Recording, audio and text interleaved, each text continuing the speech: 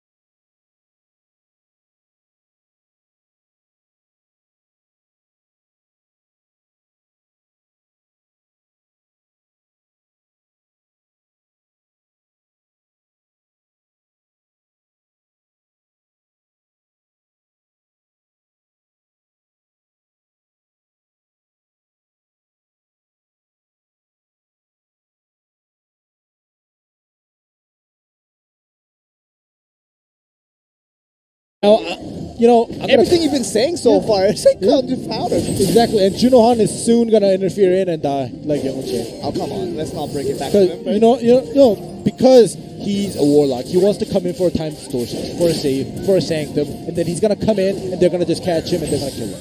Oh, you see the back row here, but no chase coming through. Now you do see the warlock coming in and Junohan gonna die. So your prediction, he still has one interfere.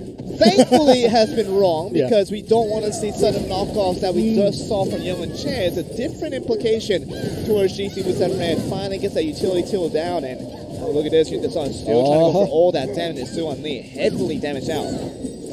So Yuntasan doing his job here. Byung-Yeon Jun, on the other hand,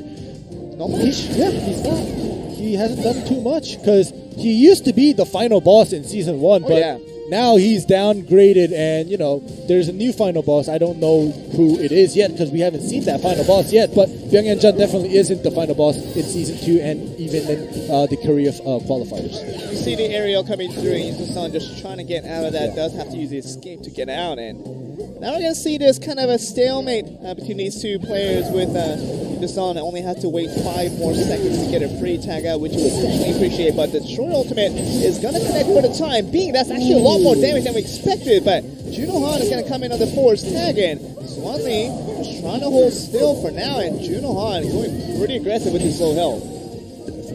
Knocks him back with that Typhoon, and Byung-Yeon Jun comes in. And as we mentioned before, Kurata has been revolving around Byung-Yeon Jun's plays, and if he can't pull off anything special or anything, extraordinary. Ultimate!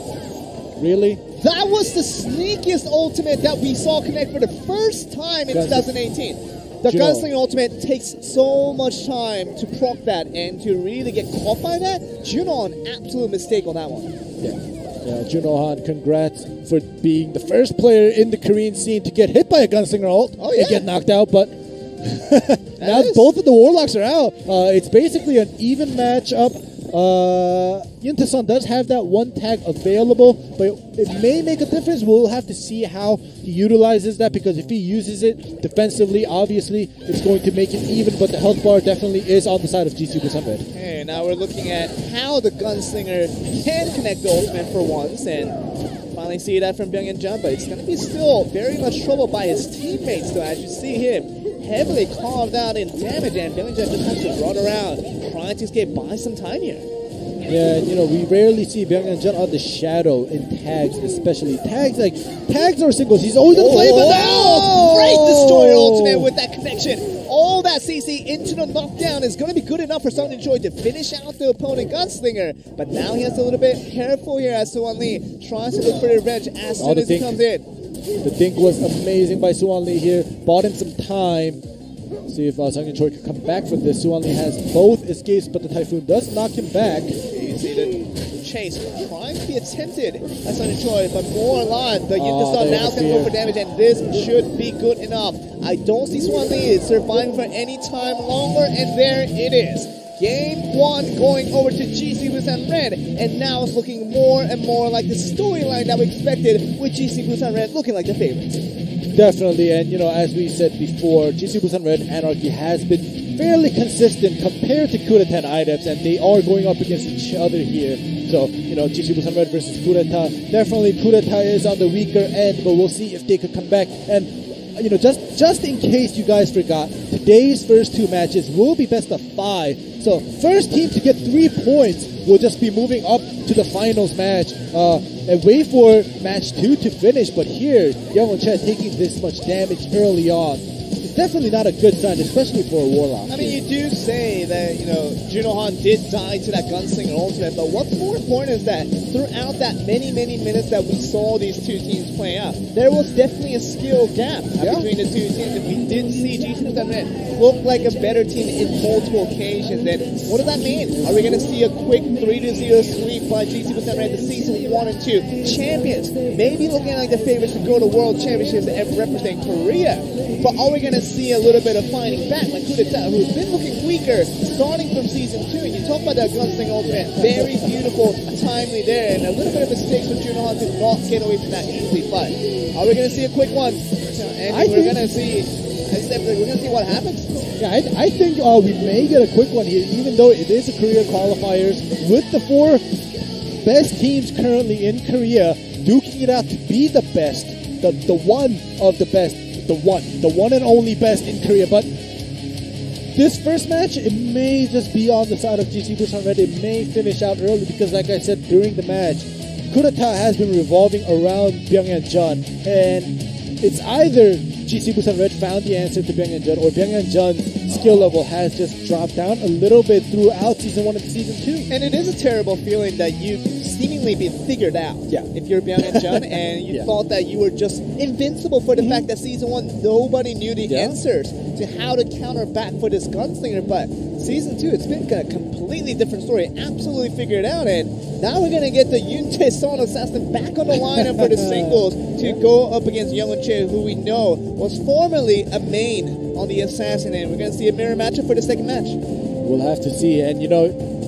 Yoon Tae-son has been doing well now recently with the assassin coming out quite a few times in singles, but I still have it embedded in my head from Season 1 that whenever Yoon Tae-son brings out an assassin, he loses his singles. And that's not the case for Season 2. However, the losses when he brought out the assassins are too big for me that, I don't know, Yoon Tae-son still has to prove himself as an assassin. He makes an impact both ways. When he wins big. When he loses big as well. We're going to see if Yoon Tae-son can hold his own once again against Young Che to give a 2-0 advantage over to GC7. Let's find out.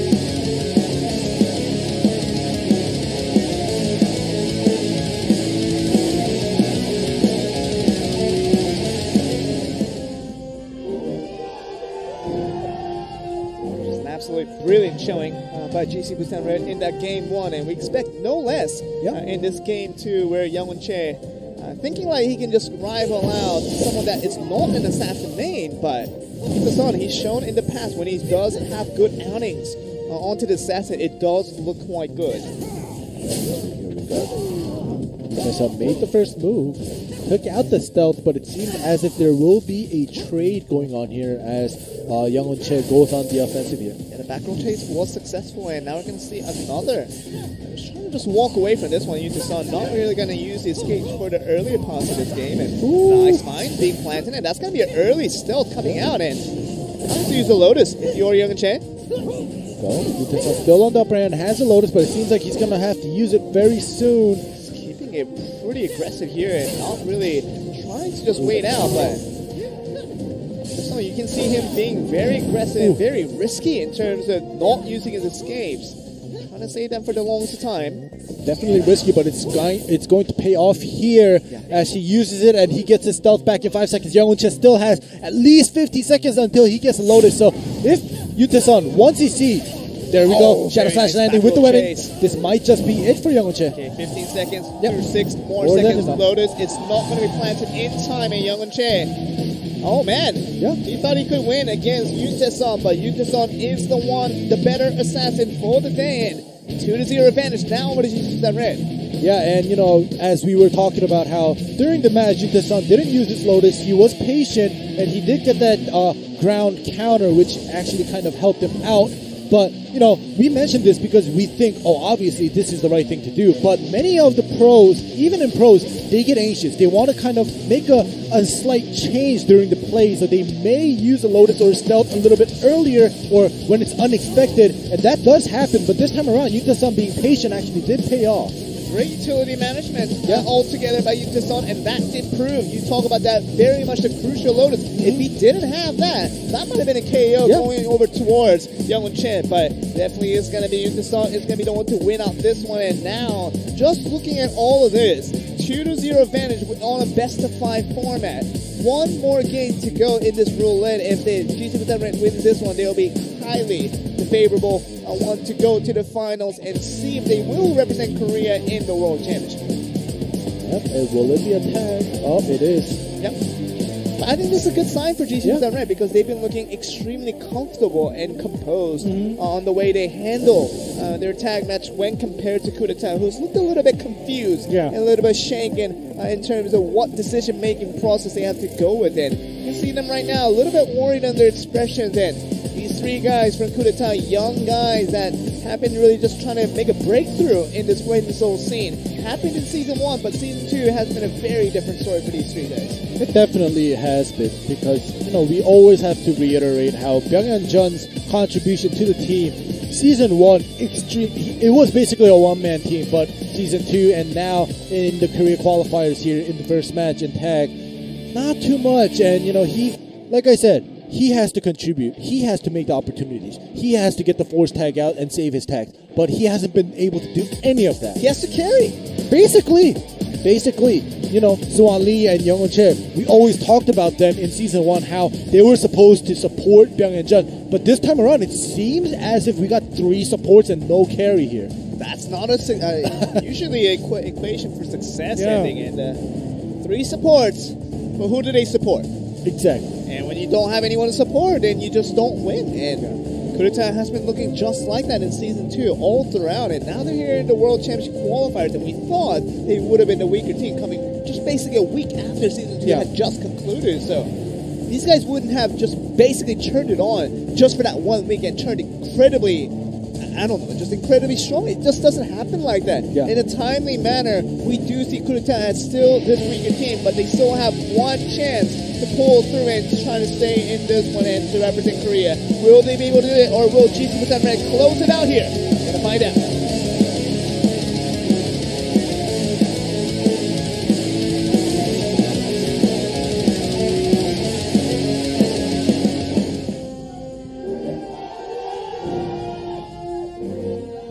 We are in this best of 5 format between GC Busan Red and Kudeta. Of course, GC Busan Red coming off a back-to-back championship win from Season 1 and 2, looking very, very confident. Okay, Byung-Hyun just PvE here. Okay, literally just standing still. I think there has to be a problem. Yeah, that didn't look right. So there was an error with who comes out first. The lineup issue here. Maybe Byung-Hyun didn't want to come out first this time around. Maybe Young Che on the Warlock? Yep, maybe, because I would be surprised, because it's like 99% of the time, maybe even 100% for Kudeta, that Byung-Hyun always came out first. And I'm pretty sure, because it seems as if Juno Han didn't have a problem going at it right when the match started, but Byung-Hyun stood still, and that makes me think, if Byung-Hyun isn't going to come out first for Kudeta, who is? And is that the right decision? I can understand them switching it around because it did not work out for them in set 1, but will the change that Kudeta is making actually work out?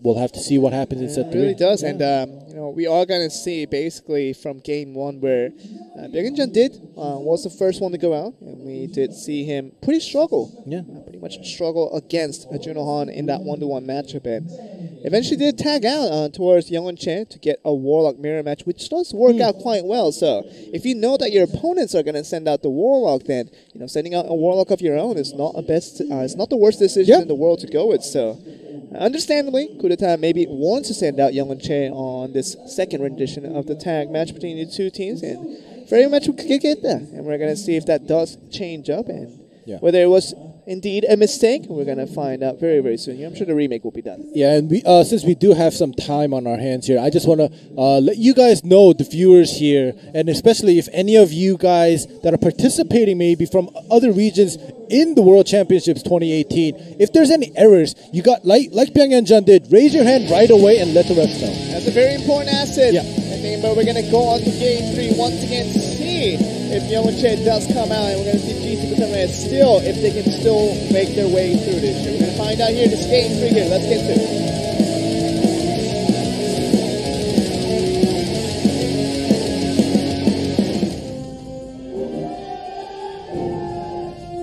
This makes a lot more sense. Mirror match to start us off, and we would have thought that Byung-Hyun, although he did struggle last game, and could have the confidence to come back here, but it is a different story when you do already find out an escape gone for Young Che in the first few seconds of the game. We actually do have an offensive interfere coming in with that execute as usual. Trying to destroy the throw, very nicely done by Sanja Choi to get that done, but no interference coming from Kudeta just yet, trying to save the resources as they do. Really did not do that last game, so had a lot of trouble with lacking the resources in game 1, but game Team 3 should look a lot different if they do make their efforts a little bit greater here. Ooh, wow. wow. Oh, wow. Well, I'm not going to say anything. I mean, we do give credits to Juno Han to making that play, but it was mostly Yunta Son just coming up to interfere with that gunslinger and putting out so much damage. But oh wow! But either way, I don't know. Is this a worse result than before we had the remake? Yeah. No, it's not even about the remake. It's just, you know. What if they didn't remake it? Maybe it could have been better. I don't know. I don't know. They like I said before, they switched it up from set 1 because it did not work out, and set 3. It didn't work out again, and it's actually worse than set 1. Yeah. And now they won't have a second chance here if they lose this match. This back roll chase. It's happened, but does it even matter anymore? I think he's just getting poked out. Just poked out to death, and Johnny, he's just shooting at the wall and not even taking a single damage for shooting to Son. What is going on here?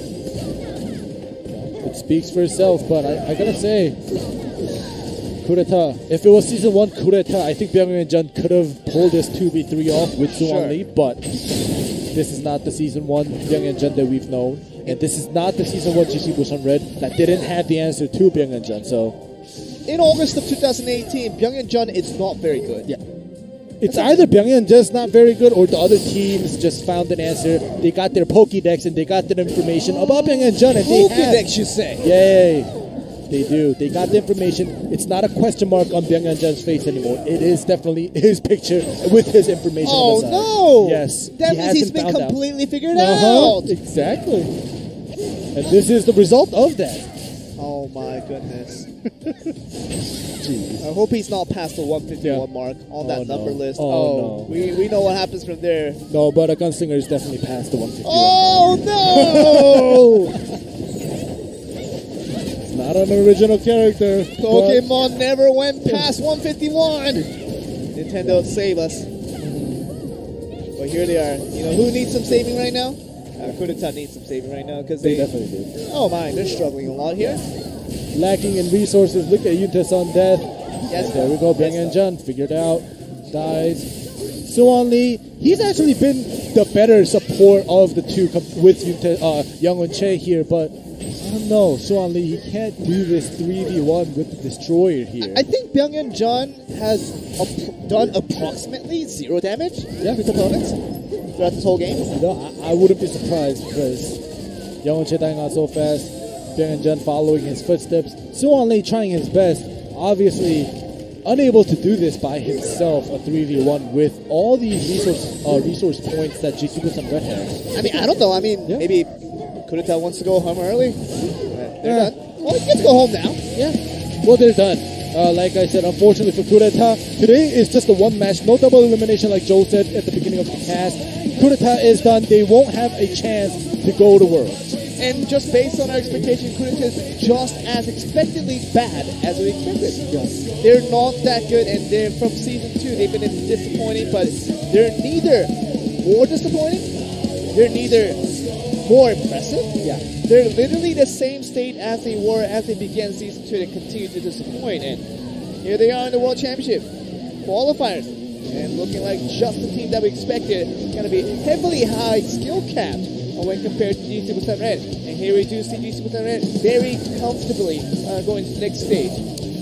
Yeah, you know, and we do talk about Byung-Jun kind of lacking in his team play, especially in tags and contributions. But, you know, the only reason we're focusing on Byung-Jun is because he was so great. He showed us so much, super plays and something that we haven't been used to seeing. And all of a sudden, he's been figured out. And, you know, we do say, oh, did he get worse? I'm pretty sure he didn't get worse. It's just he's been figured out by the other players. It's very unfortunate to see such a superstar just going downhill so far down that he's unable to do anything now. And they look so comfortable. You look at GC Busan Red on your screen, and these guys basically took a stroll around the park, and that's how comfortable they look right now. And going to the finals, I don't think they're afraid of anyone necessarily at this moment. And even though it's going to be Anansi versus IDES, I don't think they're going to be completely worried for the meantime. So, you know, we're going to go to a short break, guys, and we're going to come back for the second round. So stay tuned. We'll be right back.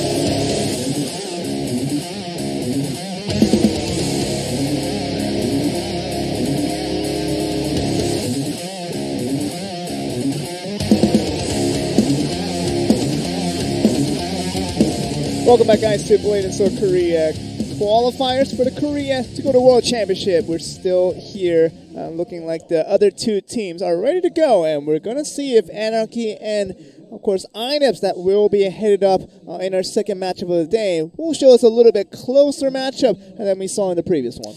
Yeah, we'll have to see about that because the first match, like you said, it was very one-sided, and you know, I have to mention it again. Byung-Hyun Jun, they have found the answer to him, and without Byung-Hyun Jun being able to be the superstar of coup d'etat, unfortunately for Suwon Lee and Young Che, they have no one to support, and 3 supports does not equal to a win. But this time around, Anarchy and IDEPS, they are different. They have Shingyang Kim on IDEPS. So, we're talking about IDEPS as the weaker team because on paper, throughout Season 1 and 2, they have been the weaker team compared to Anarchy. So, if we compare Anarchy to GC Busan Red and coup d'etat to IDEPS, this time I think IDEPS may have a stronger chance to go up against Anarchy compared to how the first matchup played out. So, and I think it's due to the most recent performances shown by these two teams. And Anarchy, obviously, the runner-ups from Season 2, as they've been showing up very good position-wise and really knowing how to play this game and get into a high standing. And you're looking at these 3 guys looking very, very good for the entire season of Season 2 and just falling short to GC Busan Red in a very close matchup. But you think these guys maybe do a little bit better than obviously INEPS, who has not looked as good in Season 2, where they were defeated out by Bang out of all the teams in the world. And you talk about INEPS right now, how good are they in Season 2? How good are they in today's matchup for the Korean qualifiers? It is a different question that we're asking when compared to their Season 1 performances. Yeah, well, we'll have to see how this plays out here in the second match, as you say. But they lost. IDEPS did lose out to Bang. I have to say though, Bang did beat out a lot of the teams, and they were very, very close to making it up to this Korean qualifiers, as I mentioned before. But either way, well, now on screen we do have IDEPS here, and we do have Shingyang Kim, Hyungwoo Kim, and Daeyoung Choi, 3 beastly players here on this team. And you see here, Season 1, they did place second, but in Season 2, 5th place is what they placed. But fortunately for them, they do have enough fighting points to make it up into the Korea qualifiers. And will they, struggle to make it into the World Championships, or will they get knocked out in this first round? I mean, the most important thing is that, this time around, it is only one team out of the 4 that will make it to the World Championships. You have to be the best. Yeah. You can't be just one of the best and expect to go to the World Championship. You have to be better than GC Busan Red, who's looking like the best team right now. And you have to be better than right now all the things through.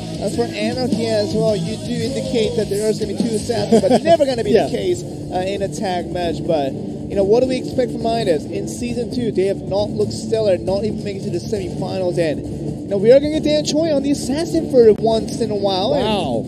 Look at this competition. This is the old competition in Season 1. This is very, very good. I think this is very nice for the fact that Shingyang Kim can play a very, very well-utilized Warlock over there. And obviously Hyungwoo Kim on the Destroyer has shown good moments at times. And the best part about this is that Daeyoung Choi finally gets to go back to the assassin, which he's been known as maybe one of the best assassins right now we have in Korea. But he hasn't had many chances to prove that to anyone right now from Season 1 and Season 2, as he's been mostly on that Warlock duty and has a little bit of disappointment on times. But when Shingyang came back on the Warlock and Daeyoung Choi now on the on the Assassin, and this should look very good for INEPS. Yeah, and you talk about the best assassins in Korea. being Daeyoung Choi, but I kind of want to separate tags and singles. I could say for sure that Daeyoung Choi's assassin in a tag match is probably top tier in Korea right now, maybe even in the world, depending on what happens this year. But in singles, we can't forget about Youngjin Shin from Bang. In singles, he is just unbelievable. He beat Daeyoung Choi, he beat Hyungwoo Kim, he beat all the assassins that came in his way. But like you said, in tag, it's different. It's a different story depending on how the composition and how to kind of revolve around your team play. And Youngjin Shin definitely lacked that, and he did get knocked out many of the times early on during the tag. And it does resolve a different interaction, doesn't it? And, you know, we're going to see Daeyoung Choi, who's looked spectacular in all throughout 2017. In his run at GC Busan Blue, you remember him being the star assassin of that team, winning out Season 1, Season 2 championship of that one.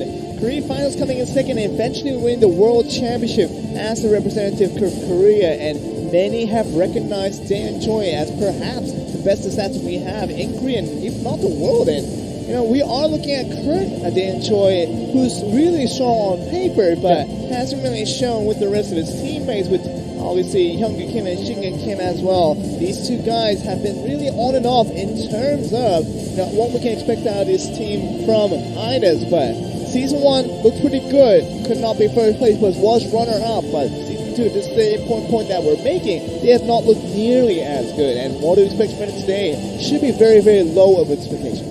Exactly, but I still want to give IDEPS a chance because they did go back to their Season 1 composition. So at the end of Season 1, they swapped Daeyoung Choi into that Warlock and Shin Kim into that Soul Fighter, keeping Hyungwoo Kim on that Destroyer or the support role. And we questioned that composition at the end of Season 1. And beginning of Season 2, it actually kind of worked out. It seems as if it was going to work out, but at the end of Season 2, they did place 5th. But if you remember in Season 1, with this composition that they're bringing out today in Match 1, this is the composition that they were comfortable with. This is the one that gave them the second place in Season 1. So, going back to that, they're in their comfort zones. Maybe not too much for Hyungwoo Kim, but the other two players, they're strong enough carries that going back to their comfort picks may just beat Anarchy. And we know how important having the right class and having the right composition for a team can be. We saw that from Anarchy directly. You know, when KFM was the class of choice for Gyeongmin Park, never did they even get past the semifinals. And here they are looking like maybe this team is looking so good. And now we're at the stage where Gyeongmin Park just made that switch over to the Soul Fighter, as you can see on the screen, has done wonders for this team, and Anarchy are now the second best team from Season 2. And oh man, IDAS, if they get the composition right with this roster of players and something goes right for these guys can look very, very strong. Definitely. And you know, they might even have a chance of going to Worlds if they bring this composition out. If it does end up working out against the Anarchy, I'm pretty sure it could work out against GC Busan Red as well. And I think we're going to get slowly into the game, guys, to see whether this composition will indeed work out. Daeyoung Choi and the Assassin, and Hyungwoo Kim still on the Destroyer, but Shin Kim is back on the Warlock, and see if this composition will do wonders for IDAS. Let's get into game number 1.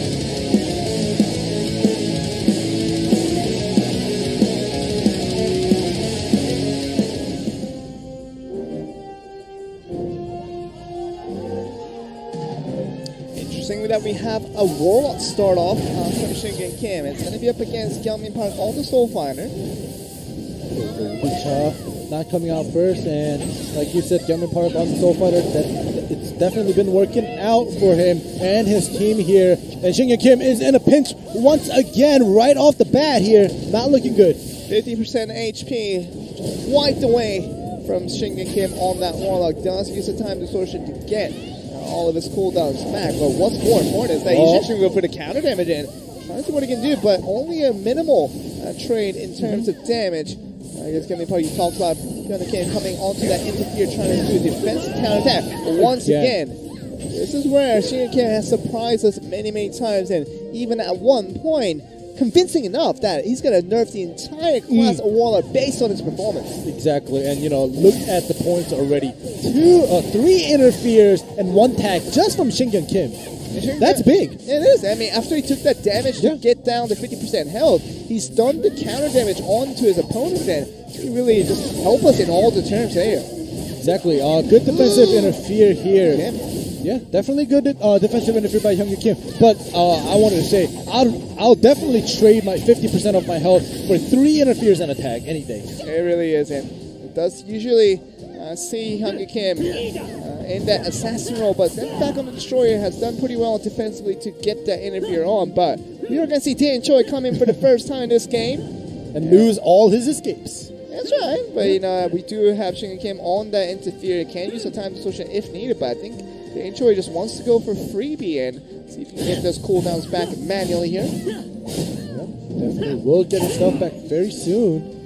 4 more seconds. This is tag, so if he does get in the pinch, back row chase. Very nicely done, and Byung Kim starting off that light control is not going to connect the time being in. It's going to force out another defensive interfere from the destroyer of Hyung Kim. Iron plating very much pinpoint to get that done. Alright, body swap, here we go with the bombard combo. Defensive interfere coming in from Anarchy. And Soul Finder trying to just carry him away, but we're going to finally see after that stealth did come through, it's going to tag out towards Hyung Kim. And Hyung Kim trying to get him to the wall bang, but you see him being dragged away by his opponents here. Gaming Park coming up for that tag once again, and this is going to be the 4th tag to bring him in for free.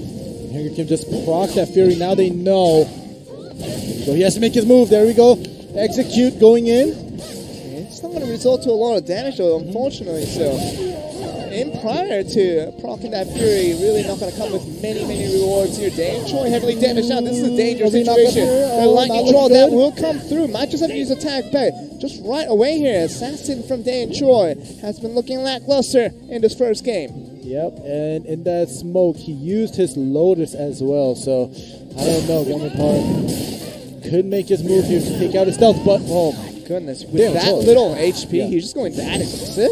He forces out the tag. Yeah, he did. And he backstepped out to not get hit by that escape as well. Now tags out, Shin Kim comes in, mirror match. Mission successful there for Dan Choi, even if you get heavily wiped down and do that much damage to your opponent and forces out a tag, you've done very well as an assassin. And you're going to see it with Shin Kim against Women Chow. You do say a mirror match between these two warlocks.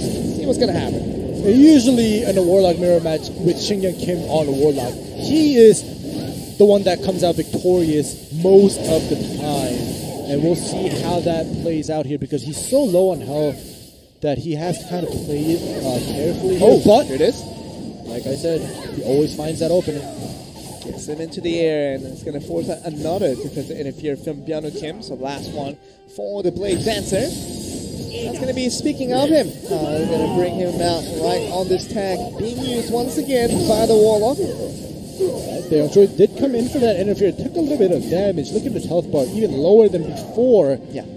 Hyung Kim does come in, he has to stand here, stand ground for a little bit, a long time. Oh, the stun, this is going to be huge, and we're going to finally see the first knockout of the game. He saw after that stun came in from Hyung Kim, just followed up upon by Shin Kim on that interfere, and offensive interfere to perfection there to get that first man away from that off. Shin Kim comes out once again. Now we're slowly seeing the depletion of the resource points here. Oh my, speaking of depletion, this is a depletion of members right now in Gaming Park, having a tough time, and Shin Kim just trying to fight back here, but the Soul Fighter not finding too much success so far in this game first. So we do see nobody having anything, but here we go. Again, making his move, but how does he do it every single time? It's not, he doesn't even get help from his teammate, but Shin Kim somehow always finds an opening and gets his opponent into the air. Look at that, Gaming Park, no answer for that Soul Fighter. Yeah, and here we go, he's going to heal, but he's going to cancel that. Shin Kim just... Oh my goodness, are you serious? What's the point of that heal? That was an ultimate. Yeah. You know, Shin Kim, you guys can tell why and how he got the Warlock. Well, I mean, he's starting off here. Maybe he doesn't want to get nerfed again. He's trying to keep it even, kind of. Yeah. Trying to keep it even here and trying to train out damage a little bit more evenly, but still going to find a little bit more trouble. Shin Kim, just a tag out. No tag. Oh, he doesn't have a tag. That's what we have to remember. And all the resources but are you serious? I'm telling you, he's trying to keep the health bar even. He knows. He's playing the system, and finally he does go down, but I'm what do you think your chances are here if you are on the side of Anarchy? Are you able to defeat Idebs here? I don't know. Like I said, if they go, Idebs, if them going back to their old form, old composition, and if it works out, which is right now, working out for them, Idebs may be one of the stronger teams here out of the 4 in this Korean qualifiers. You destroy your ultimate and you talk about composition if it does connect, and Wincha just trying to go for the ultimate here. It's not going to be able to connect them. We'll do see Hyung Kim with that thing just trying to get away, and what we're going to find here. Yeah, Woo Cha is trying hard, and it's definitely possible for him to do a 2v1 because of Daeyoung Choi being so low. As long as he takes care of Hyung Kim, it's definitely a possibility for a 2v1 here. But at this 3-minute mark, as we just passed right now, that interference point coming back is going to cause a lot of trouble for Woo Cha. And we saw, oh my goodness, that Fury still doing so much damage with the executors being on, and this build, it can be very, very strong when it works out. And we're seeing an example where Hyung Kim does make it work out. Coming in there, are going to try to finish this off here. This is it. I think Woo Cha is not going to be able to survive this one. Even the ultimate coming from Daeyoung Choi just for a splash on the kick. And oh my. Yep. Maybe this competition is going to work out. Maybe we're going to see Idebs back to the expectation that we have for them maybe in season 1 all the way back. And this team can be quite good. We've always mentioned that, but things haven't worked out in terms of composition, in terms of teamwork, and individual mistake that wasn't based on their skills, but it was based on their decision making. Now we see in August 2018, Idebs perhaps can be a very good team. Definitely. And you know what I feel after watching this first set, coming back to their old composition from season 1 is Idebs, all 3 players, we mentioned that they're such great players overall as a team and as individual players that they were just trying out a new composition, putting Daeyoung Choi out of his comfort zone, putting Hyung Kim out of his comfort zone. Shingyun Kim, the only one playing Soul Fighter who was probably the most comfortable out of the 3. They were just experimenting in season 2 throughout the whole season, and they still made it up into this career qualifiers. And now this is serious mode, which made them go back to their old form. And now they're back here, and it just shows, that them being able to experiment in competitions and different classes throughout a whole season and still making it up into the career qualifiers, it just shows how scary all these 3 players are. That's a very scary proposition that you're putting out there, because this is a pro tournament. This is a very much the highest level of Blazing Soul that we have domestically. And oh man, if you're able to do that and still be considered still one of the top 4 teams in all of Korea, I think you do make a point there, ending it. Maybe we'll see now the serious mode of Idebs. Will it actually connect to an actual success? And maybe. I mean, I'm just kind of putting it out there, but maybe they go to the finals after beating Anarchy, and if they beat GC Busan Red, GC Busan Red will not be going to Worlds. It might be just this team that you're staring at right now in the screen. Idebs, with obviously Daeyoung Choi, Hyung Kim, and Shingyun Kim. They might be the one to really upset GC Busan Red and then go to the World Championship. Yeah, and if GC Busan Red does get beat by whoever, whether it be Anarchy or Idebs, it's going to be the same thing as what happened to GC Busan Blue, them placing second in the Korea finals, this Korea qualifiers. If GC Busan Red places second, like we talked about before, they're not going to make it to Worlds, but the results will be the same. GC Busan Blue winning out season 1 and 2 and placing second in the Korea finals. Same thing for GC Busan Red. We'll see if that will happen here. But before that, we're going to get into singles.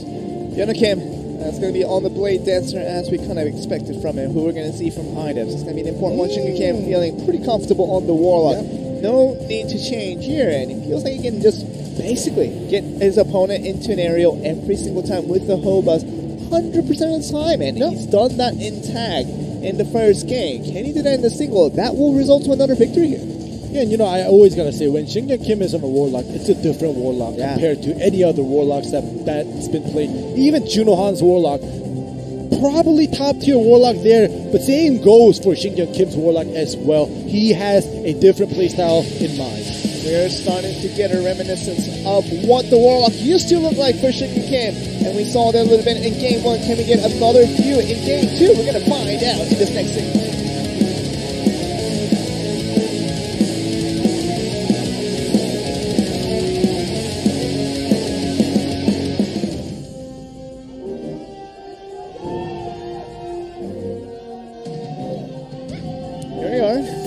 dancer of Fiona Kim against Junior Kim on the Warlock end. This will connect. Once again, aerial, 100% so far. Alright, there we go. We hear the whole buzz. Doing a lot of damage. Your Sanctum is put down, and now Junior Kim just going to poke him down. Fiona Kim, no escape. Just one more brand into an aerial. Might just kill him. Might just be. Yeah. And we might just see once again another aerial maybe to finish him off, and time distortion. Get all of his skills back. Pull that and light control into the air, and once again, aerial, which is still 100% accurate every single time. Here we go, another re-knockup. This is clean win by Shingan Kim. It speaks for itself. Shingan Kim took no damage. He is laughing. He's not BMing. He's just happy that he won. And it's a 2-0 right now. Anarchy, a very strong team that we've seen, is down 2-0. He has not missed a single aerial. Yeah, well, all of today. Yeah, and you know, aerial with the tether blade landing on him, that CC into that aerial, it's just, it's unavoidable. It's supposed to be very avoidable. Supposed to be. I don't know.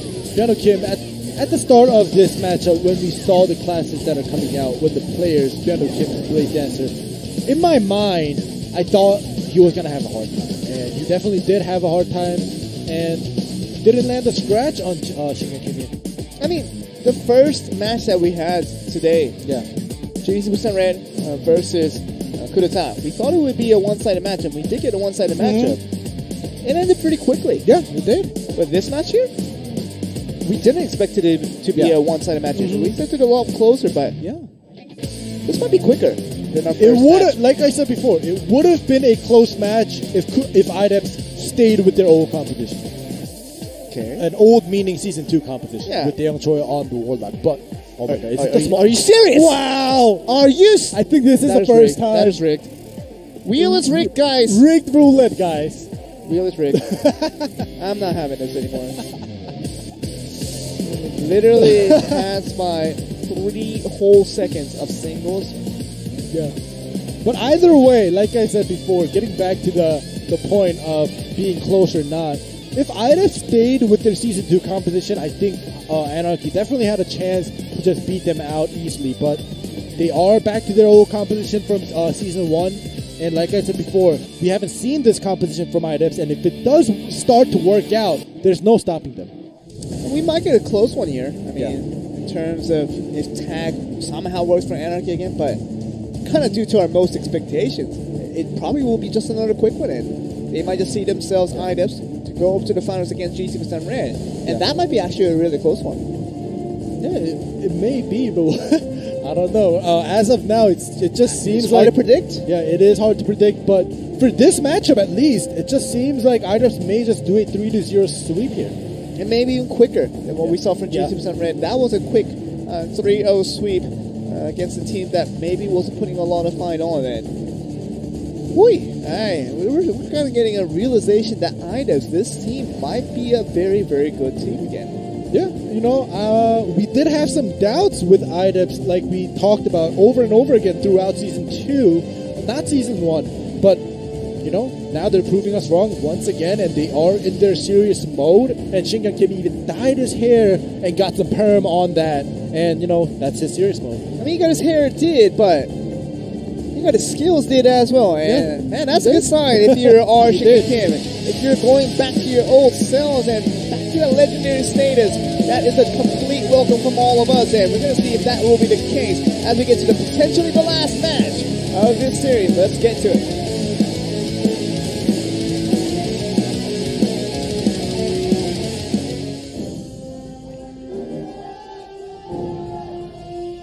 I love how Ubin does the first one out, just to counter Shingan Kim on this mirror match. But end up using his escape right away. It's not going to be good, guys. And that Fury execute gets rid of that familiar. Now Shingan Kim takes out his familiar. He's going to go on the offensive. Probably going to take out at least 2 interferes here. But you know what it is? Anarchy doesn't have a destroyer. They're not going to come in for the interfere for that execute damage on that Fury proc. To wipe out the throw in a matter of a second. Kevin Park comes in, he goes aggressive, but does nothing in return. Literally nothing. Very unfortunate here. Another interfere. Seems like Shin Kim just standing still, untroubled. Gonna get the escape finally from Shin Kim. What can we see for the counterattack here? Look at this Warlock. It seems like we're seeing an assassin. Yeah. Oh, but he does get punished for it a little bit, but ends up tagging out Woo Bin Cha. And like I said, 3 interferes and attack again just from Shingen Kim.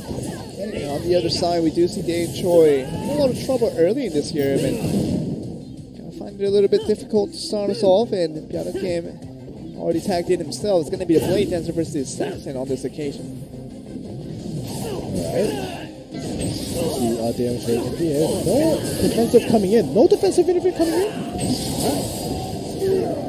Alright, well, they just let Dae Choi die, and maybe they want to keep it even. I don't know. I'm just saying, because I know they want to just sweep and they just want to get that sure win, but Dae Choi does die out, and Hyung-Yu Kim is in the air as well. Shin Kim does come in for that interfere, does a lot of damage to Byung Kim. Oh gosh. Oh man. I mean, what do we make out of this one? I mean, keyboard broken for Dae Choi. That's maybe. That's gonna be more of a higher chance than maybe him actually dying out just like that. By the way, I see a lot of resources on Dae Choi's board. 2-2, and he died out with that. When Dae Choi dies out like that with the Warlock, and we say, Danger, just stop trolling around, just play the assassin, and he's on the assassin now, and he does the same thing. And that is no good. And, all we have to do is bash on him for that, because he's on his main and what he's comfortable with, and he still gets owned like that. Then there's no excuse for him. There he is, and Cha's going to come back up and see what he can do. And gets out. This is... I don't know what storyline. You know what I have to say? Shin Kim says, "Go out and die. I'm gonna do a 3v1." That's all I have. That's the final part of your scenario. That's all I have. If that's not the case, I don't know what IDEPS is doing. Definitely not it. As a die out. I don't know what IDEPS is thinking. Maybe they did want to make it even. Maybe they want to go with it set 4. Or they didn't like that rigged roulette. Maybe. Yeah. Maybe they want to play another single, maybe? But set 4 is going to be another tag, isn't it? Yeah. Our scenario abilities are kind of coming to the bottom now. And we don't know what to make of this. When you can be we're at the end of the book here, and there's still no conclusion to why and what happened to items here in this. The confusion comes from the fact that it was so one-sided for the first 2 games. And it was just as one-sided on the 3rd game, but only on the other side. Yeah. How do we make sense out of this? We make sense after watching set 4. That will tell us truly, the one-sided team here in this Anarchy versus IDEPS here. But wow. Oh my, I just looked really bad on that game 3. This was more one-sided compared to set 1. Yeah. Like set 1, IDEPS did beat them out, beat Anarchy out.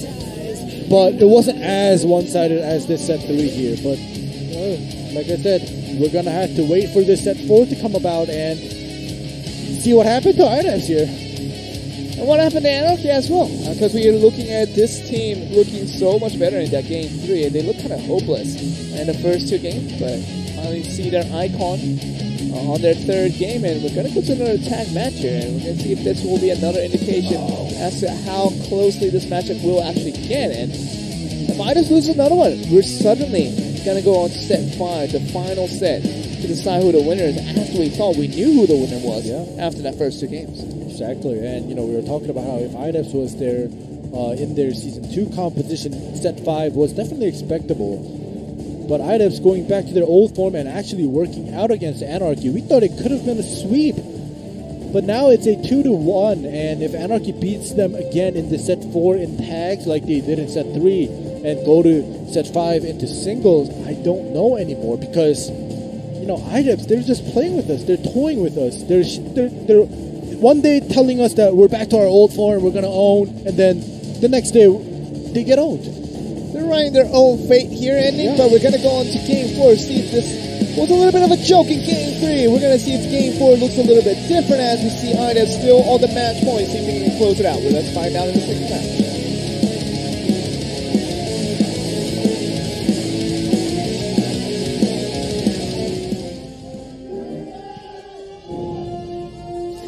Yeah, I just hope that IDEF was actually just trolling us in Game 3. Yeah. And Game 4, they're going to show us their real serious stats, and they're going to win pretty easily.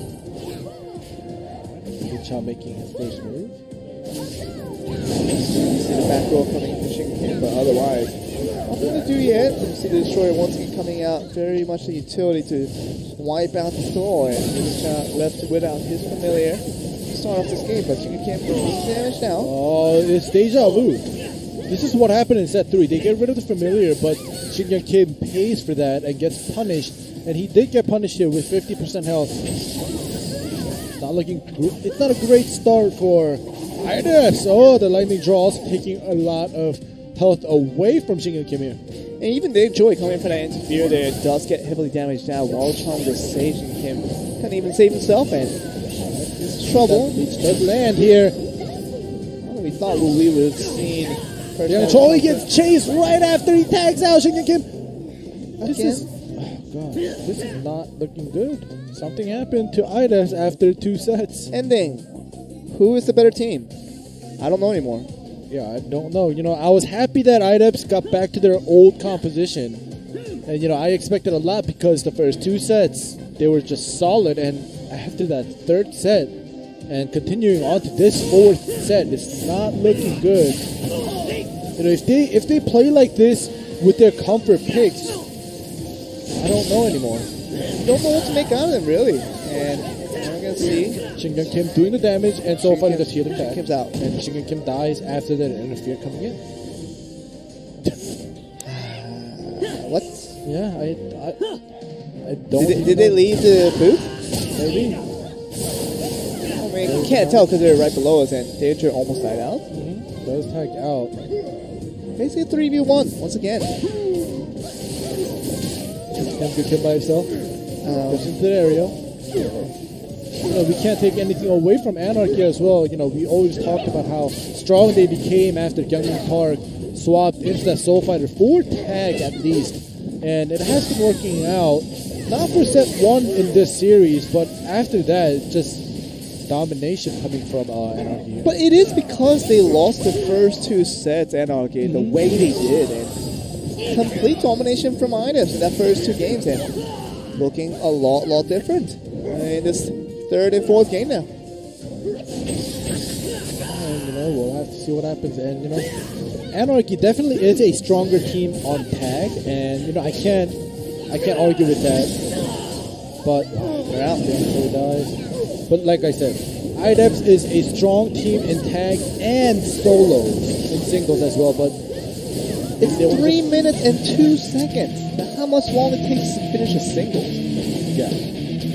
And like I was saying, maybe IDEF is just more comfortable with singles coming out, and they're like, in their minds at least, they may be just 100% sure that they could win in singles. This is an absolute fiesta. It's a risk. Is it a risk though? Are they doing it on purpose? I just don't know anymore. Like, I know they're not doing it on purpose, obviously, but it feels as if them losing out 2 tags isn't shaking them up enough. That, you know, because they're so comfortable in singles as well. I don't know what to make of it anymore. IDEF's winning out 2 in a row. If they tried hard and did the same thing they did in set 1, or even similar to it, they could have just won and, you know, gone to the finals. But I mean, part of our job is to raise expectations for a certain team when facing up against another team. yeah. I mean, my plan was if IDEF does well, obviously to clean sweep out on Anarchy in that game 3 and just go over to the finals and to face up against GC with some red. It would have been like, maybe IDEF's, wow, this team is so good now and just back to their old form. Maybe we can see them really rival out. Currently, fantastically looking at GC with some red, maybe in the final, but at this form, I don't know if they're just joking. I don't know if they're just throwing. I don't know if they're just kidding. But if this is their real skills, oh man, I don't know what to make out of them. Yeah. It's at 5, and I'm pretty sure Youngman Park is going to come out of the 4. I think so. That's how it usually is. We've seen Youngman Park on the KFM of, having very much success over the singles matches that he's been coming out for. But like I said, IDEFs, even though they were just throwing game 3 and 4, I'm pretty sure in singles they're not going to throw. Whoever comes out from IDEFs is such a strong opponent for anybody in this Korean scene. I know that IDEFs likes to have fun, especially Shingon Kim. He likes to have a lot of fun, but he's back on the Soul Okay. Piano Kim on the blade dance. He lost his singles and he comes out again. Against the same guy. Yeah. But it wasn't a Warlock, remember? Yeah, it was a Warlock. So it was a Soul Fighter, and that's going to be picked up by IDEFs, and Shingon Kim back out again, and thinking that these two guys are the best players from their two teams, and I don't know. I think Youngman Park may be a better singles compared to Piano Kim, regarding and considering the results that he brought for his team. Okay, well, after all that, really short 2 losses on the side of IDEFs. They're still technically at match point, all even at 2-2. Let's see who gets the win and goes to the finals. Let's find out.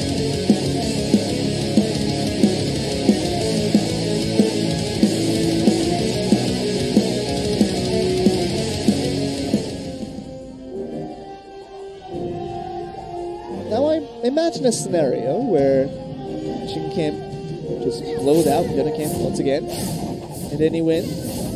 All of a sudden, he's back to the finals, and he just ends up smiling and laughing like he always does after a really cheesy win every time. Yeah. And as we mentioned before, the Warlock nerf that was done by Shingon Kim in, I think, 2016 or 15? Wait, was it 7? No, it's 2016, I think, when the Warlock came out into the world and Shingon Kim won with that. Fun. And that Windstorm combo here. And the reason I'm mentioning the Warlock nerf here is because Shingon Kim also got that Soul Fighter nerf after the Warlock. So he's back on his Soul Fighter that he got nerfed, or he made NC nerf basically, for doing so well on it. And he's back on it doing well. But now Piano Kim countering that. Second aerial, maybe into the lightning draw that will come through. And Shingon Kim finding it difficult to just escape out of it. He does have to escape if he wants to use it, but just saves it for now, and that might just come crucially in this later stages. But you do say ending. Shingon Kim definitely just needs to take out an escape, but he doesn't. Windstorm combo, here we go. Another knock up. Yeah, another Windstorm combo that will be coming in, and Piano Kim does have the escape. He has the escape. But it's the aerial. And he does have his lightning draw. Re-knocker coming back. Shingon Kim has the escape. Back roll, no chase! Oh my goodness, no chase. I knew this was coming! Shin Kim just gonna cheese out the win in the singles after just throwing game 3 and 4, and he's gonna laugh his butt off. Yeah. As he does every time! Yeah. Look at him. You see where he's looking. That's the booth of Anarchy. And he likes to make fun of his opponent. I remember, I think it was last year, where Shingon Kim, when there was no restrictions on coming out for singles, he just came out 3 singles and he just kept playing different classes. He played the KFM, he played the Assassin, and one more, I think Blade Dancer, I'm not sure. And, he really loves enjoying this tournament. And in a way, I could understand and I commend him for enjoying this tournament, but for the other team that's losing while Shingon Kim is playing around, I just feel really bad for him. I mean, the guy really likes to make a point. Yeah, he does. He really does. Yeah. And Shingon Kim, he's been in the scene for a very long time, and maybe it's just a little bit easy to get bored of the same old every single time, and now he's here in a very, very important match, and if he can represent Korea in the World Championship, and I'm sure Iris would love to do that, but after winning the first 2 games so handily, literally does nothing in game 3 and 4 and dies out within the first 3 minutes of the tag match. And eventually he's going to win game 5, and we're going to see them go up to the finals against GC Busan Red. Of course, that will come up after a short break, guys. So we're going to go to a break, guys, and we'll be back after a short break. So stay tuned. We'll be back for the finals of the Korea qualifiers. See who makes it to the World Championship from Korea. We're going to find out after a short break.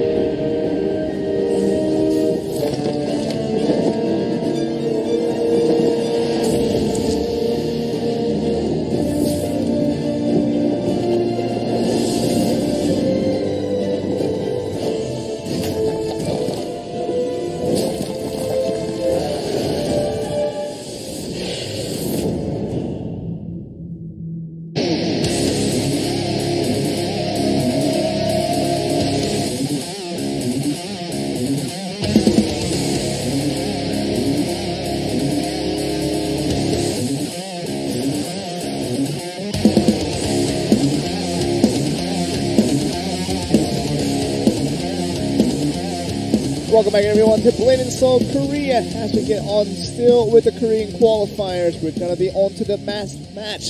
And really should be very important as to see two strong teams with GC% Red coming back from Season 1 and Season 2 Championship as the winners. And now we see IDEPS going back to their old composition that has brought them more success in previous years. And finally, they're starting to click through to the phase where we have the expectation that they might be able to have a close fight against GC% Red.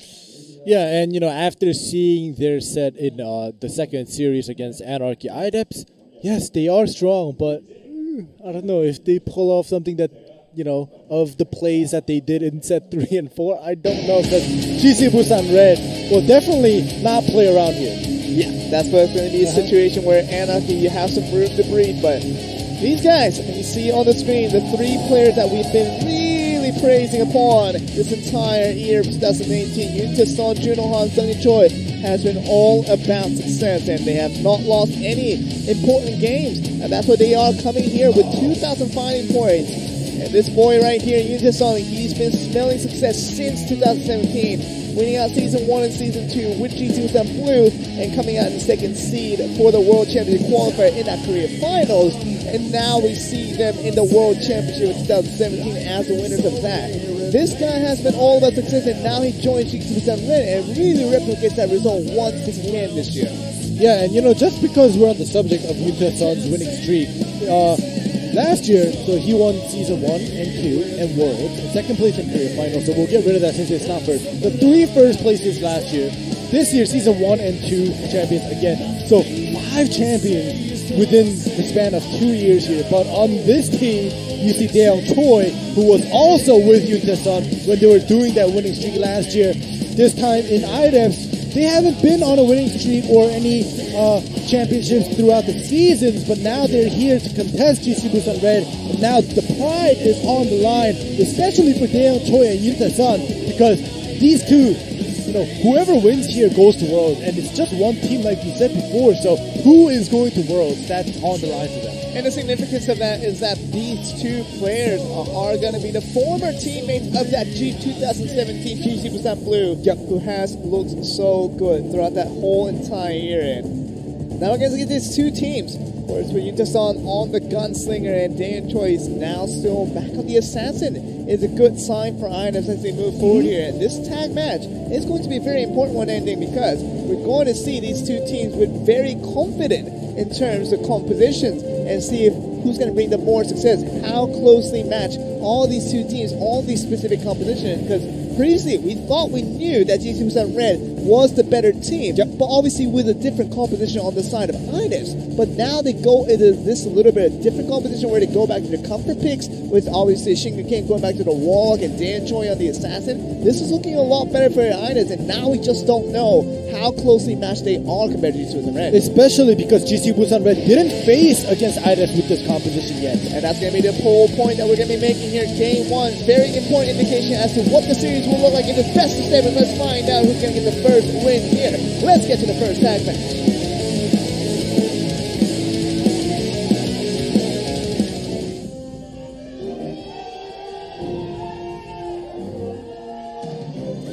We are seeing Yuntae-son versus Daeyoung Choi to start us off in this first starter in this finals of the Korean qualifiers. And as you guys heard Joel mention before the match start, this is best of 7 first team to obtain 4 points here. Daeyoung Choi out of stealth here, first one to use his escape. We do have to kind of remind ourselves that Daeyoung Choi wasn't the biggest contributor. Yeah, honestly, from those 5 games that we saw from them and Anarchy just previously before this commercial break did begin. And you know, now we're looking at this situation where Daeyoung Choi has to face hand-in-hand former GC Busan Blue 2017 edition teammates of last year, and they are both world champions at their individual titles, and one's going to be depleting one another in terms of that title for 2018. And will it be Yuntae-son? Will it be Daeyoung Choi? We're going to find out in these matches to come.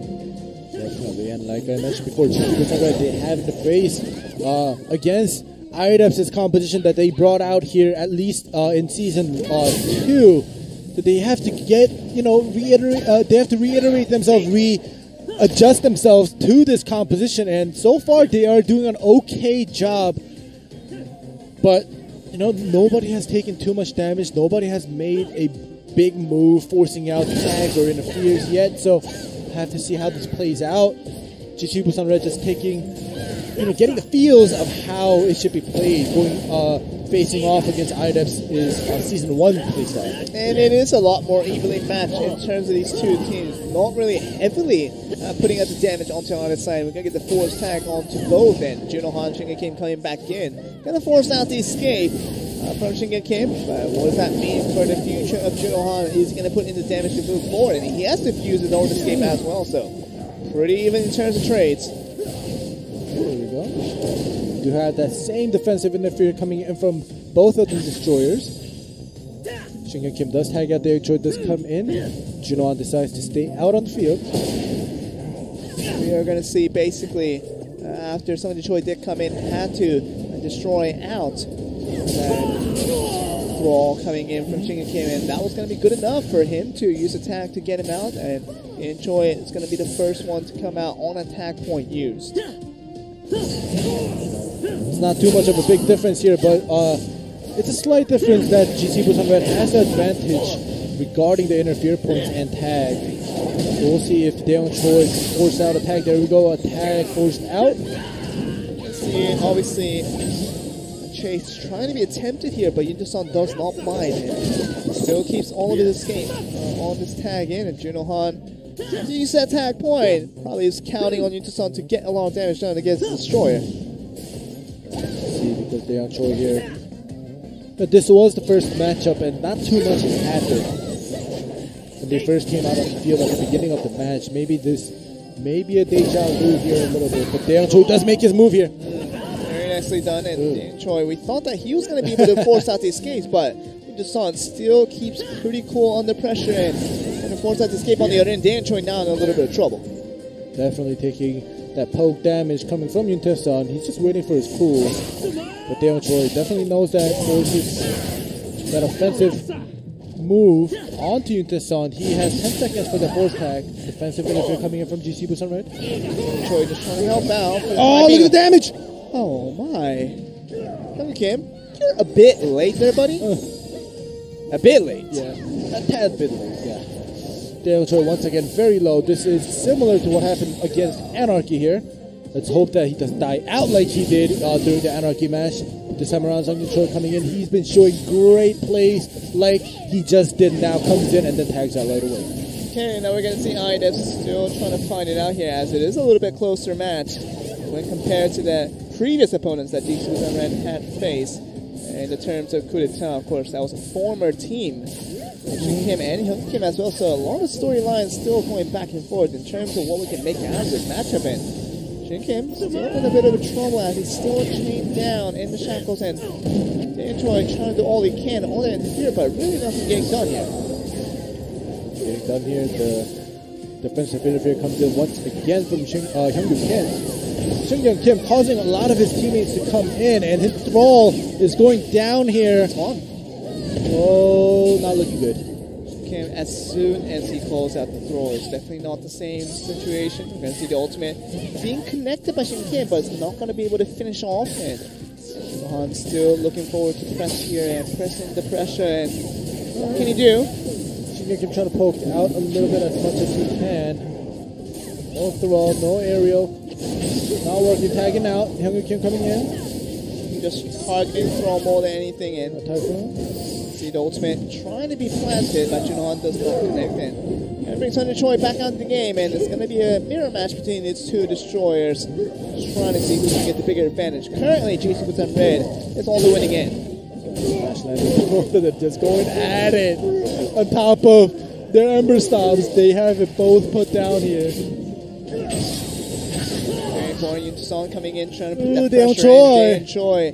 Was it the right timing to come in? I just don't know, because it's very low on health, and it even takes a bit of an HP again. Hit to the face, and see Yuntasan coming for the offensive interfere. Does very good in terms of effectiveness on that one. Yeah, Daeon Choi, he wants to heal up here, but I don't know. This is not looking great. He does get his stealth back, and he has his low slow. Yes, he's so low. All right, Iceman.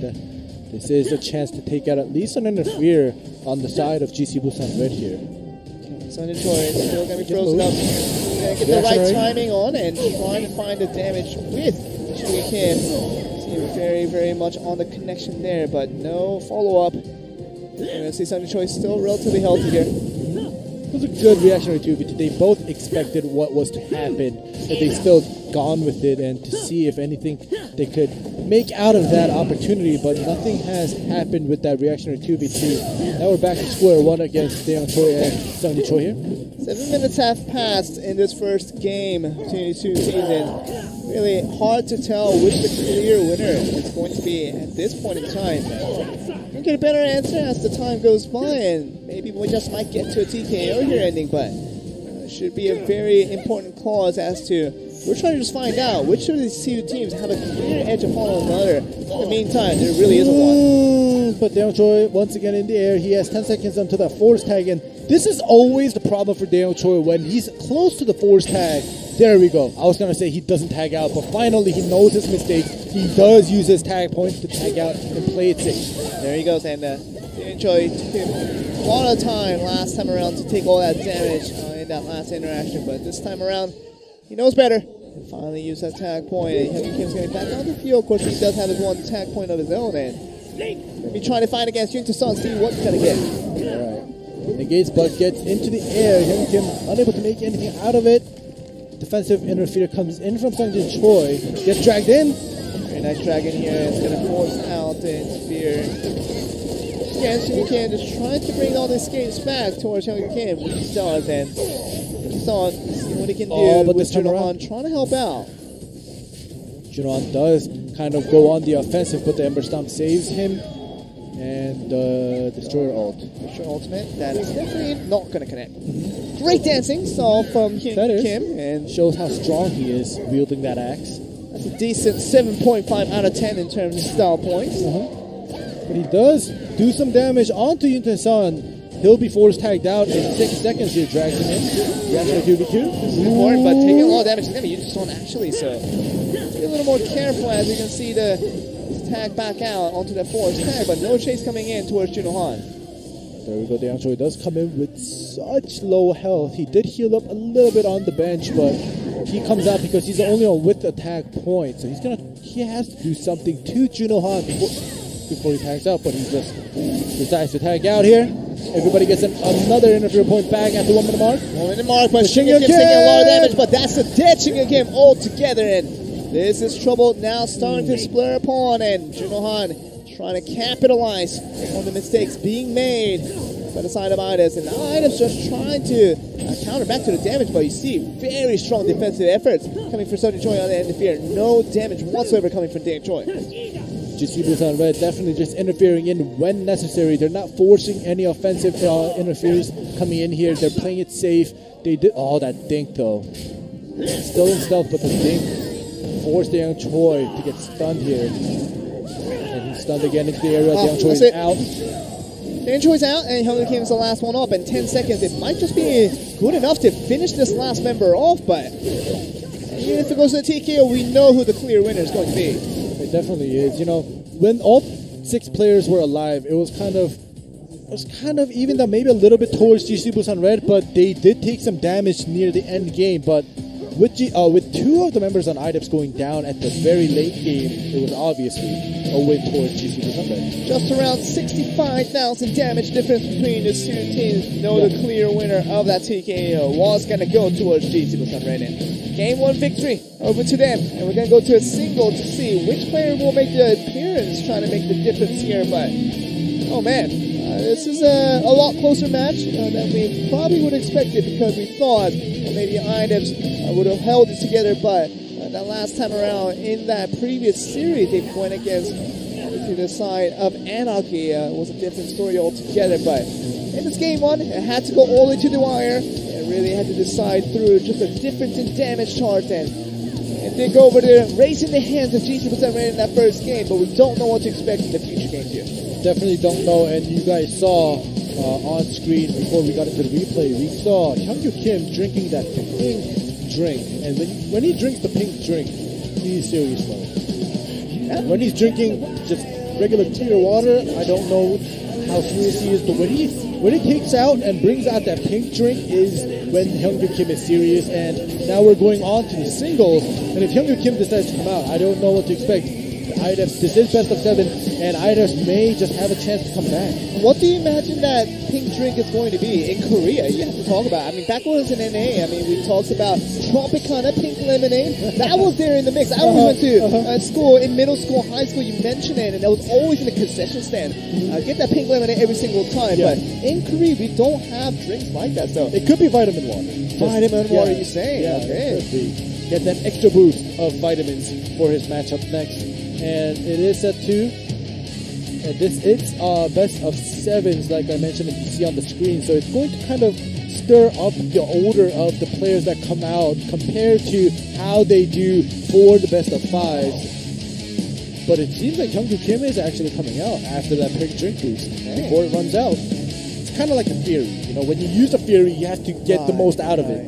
I love how the Fury has been paralleled with pink drink. Yes. Because you kind of get that pink, Fury, reddish. You think so? Yeah.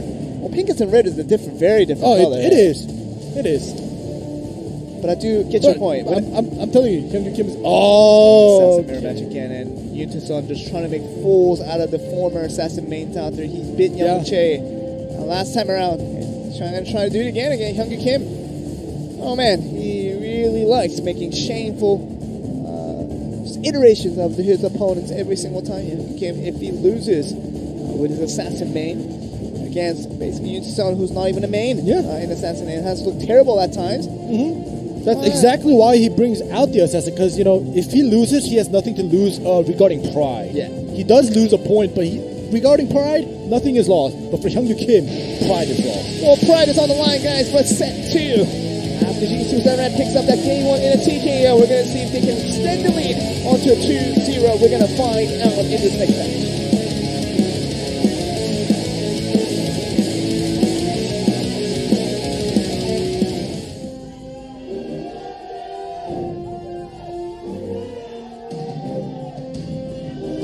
Son, can he do it again? He's done it last time.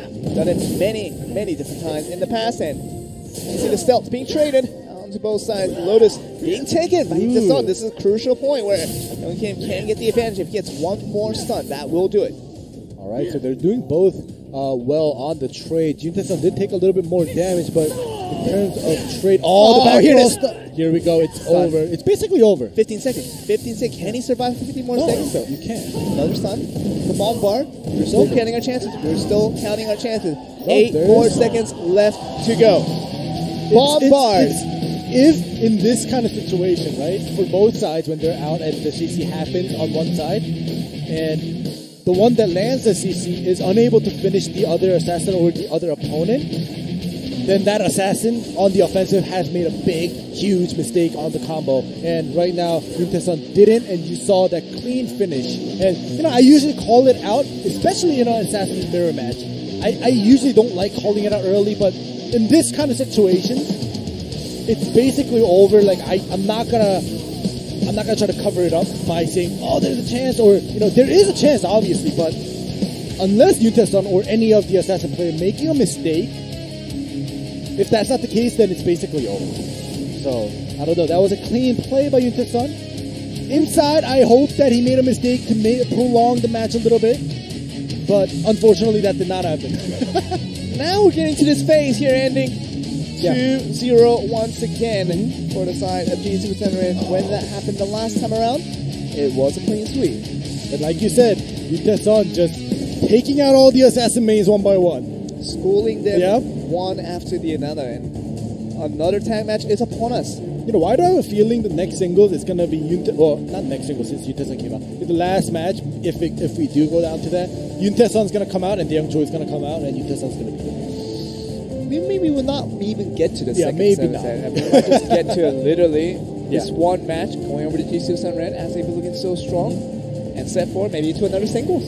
And maybe then we can see Young Choi, but obviously we will not see into Son. So your storyline may not even come to fruition just because of the fact that Idas may not win that many games. Skip there. We'll have to see if GC Busan Red takes this third set. And usually when the comebacks happen for any of these teams that are down 2-0, it usually happens in the third set. We rarely see on the best of 7 where a team is down 3-0. We have seen it in the past, but usually they don't let the other team get 3-0 and then come back. Like I said, we did see a couple in the past, but mostly the comebacks happen on this third set. So we'll see if IDEFs will be able to kind of stop the momentum of GC Busan Red in this third set. It is a best of 7, means that even if they win this one, GC Busan Red is completely not in it yet, and they still have to win 2 more games. Could very well start off with this one. Another tag match in the books. It could be GC Busan Red heading off to the World Championship in time, but we're going to find out if that's the case in game number 3.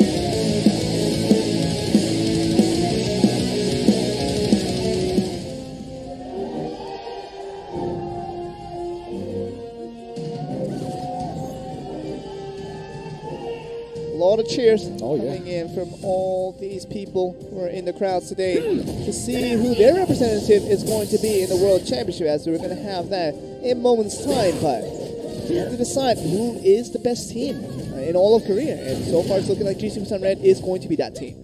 You guys see the scoreboard on top, 2-0 on the side of GC Busan Red. The Rebel Stealth is taken out by from Daeyoung Choi. We get the 2-time distortions coming in. Pretty much even up right now. Not bad on the side of Yuntae-san and Daeyoung Choi. They're just pretty much evened out, and we've seen this in set 1. They just trade interferes, they trade tags, and then they end up force tagging out. The difference will be made if anything different happens. That's going to be the case, and we're still finding out that Stealth is still gone from Daeyoung Choi after that time distortions, meaning not going to get it right back, so he does have the Lotus to count upon, but otherwise Yuntae-san is still moving on, pressing the advantage here and see if he can get another win against Daeyoung Choi. But fortunate for any of the players without an escape, this is tagged, so you won't get 100-0, especially in this early game, or it shouldn't happen with the 1v1 at least.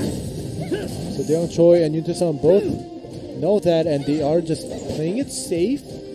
Daeyoung Choi bought enough time to get his stealth right back, and you just pops the Ice Mine to get the frozen Yuntae-san into the track, just waiting for it to be melted down, and we're going to see some continuation damage coming in from Shingen Kim, but force tag. Gonna be that iron plating coming in from Sunny Choi to save him, and you do say force tag onto both teams, and the dig that comes through once again.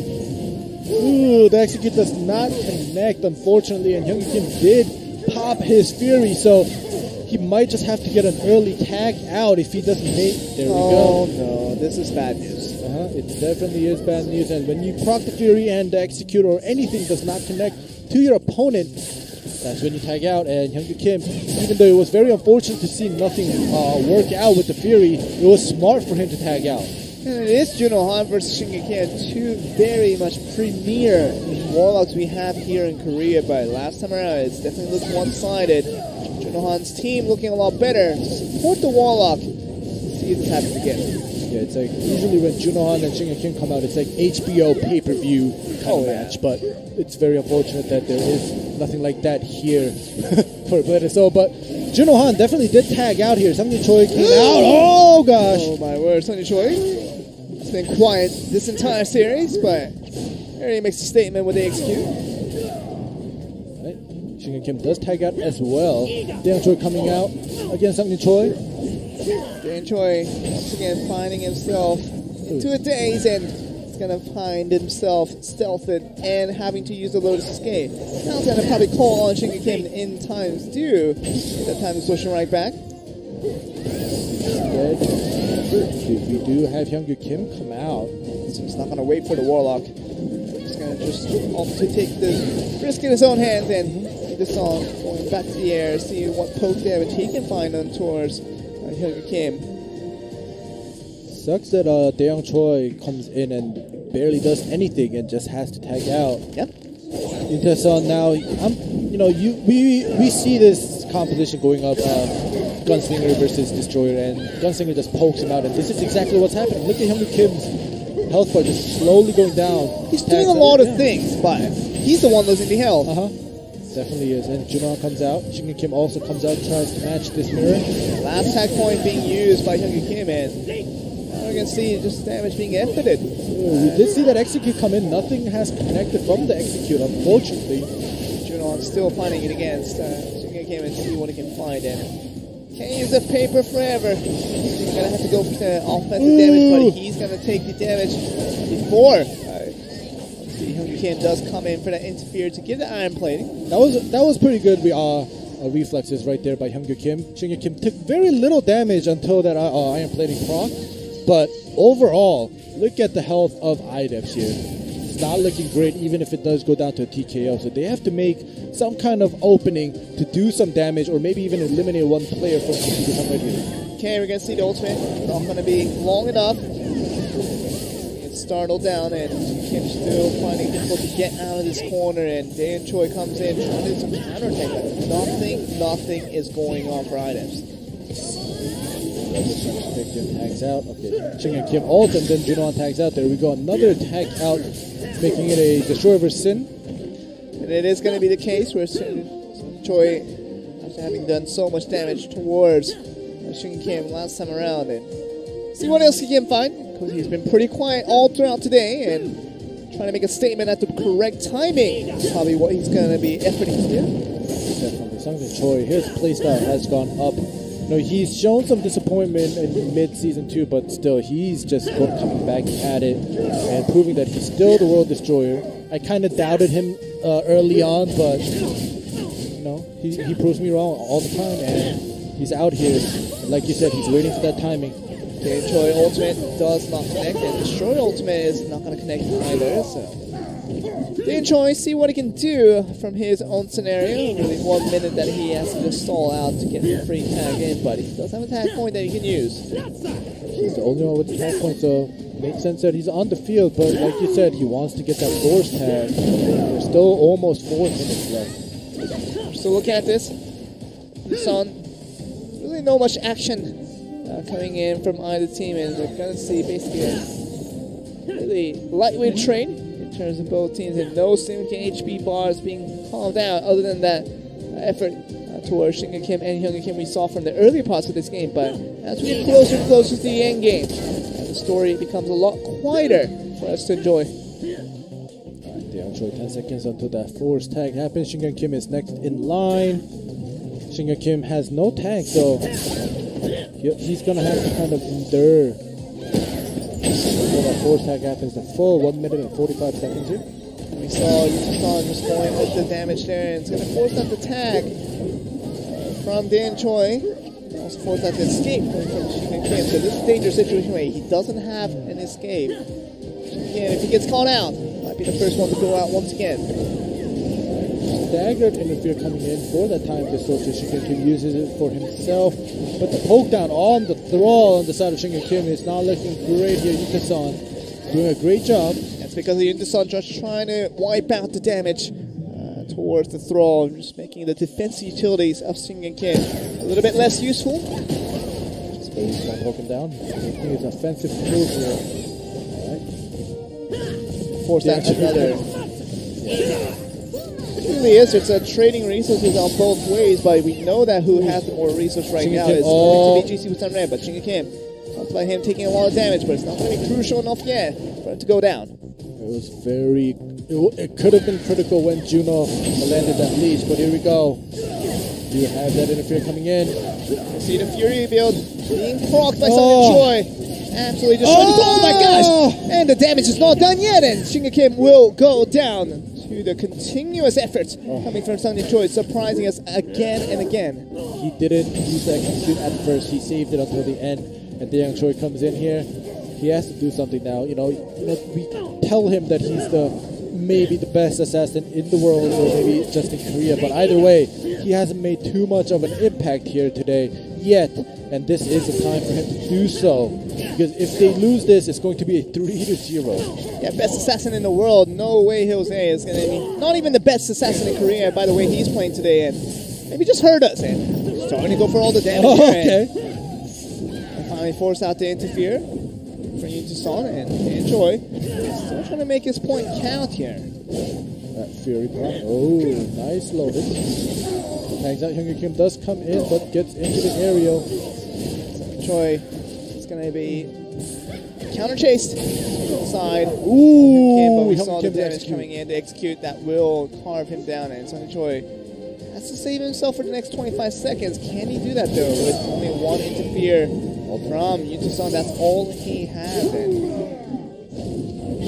definitely wants to get rid of Sungjin Choi here. He's very low. There's only 30 seconds left. You can see finally the interfere coming from Yuntason, just trying to buy time because 10 more seconds is all Sungjin Choi needs to make sure he stays alive for the next time around. He does have 2 interferes that he doesn't want to waste.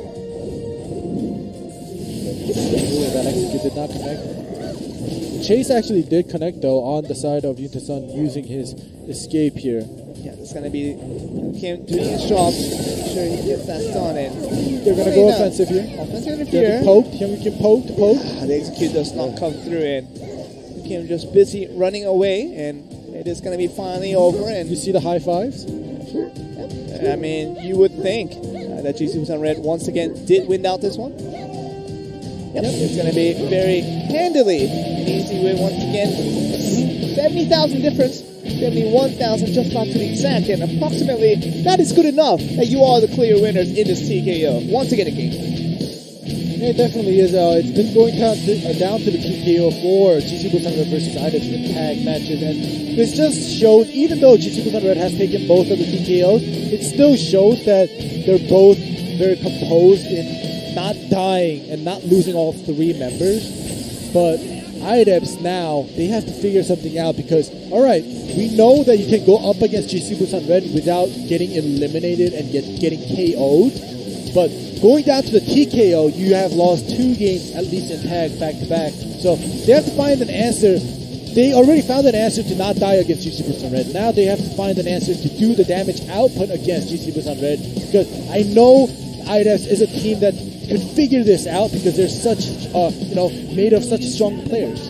Do they have time to figure it out though? Because this might be the next match where it is match point for GC Busan Red, and if this roulette shows another single, for example, this might be their last tag they play in all of 2018 for IDEPS.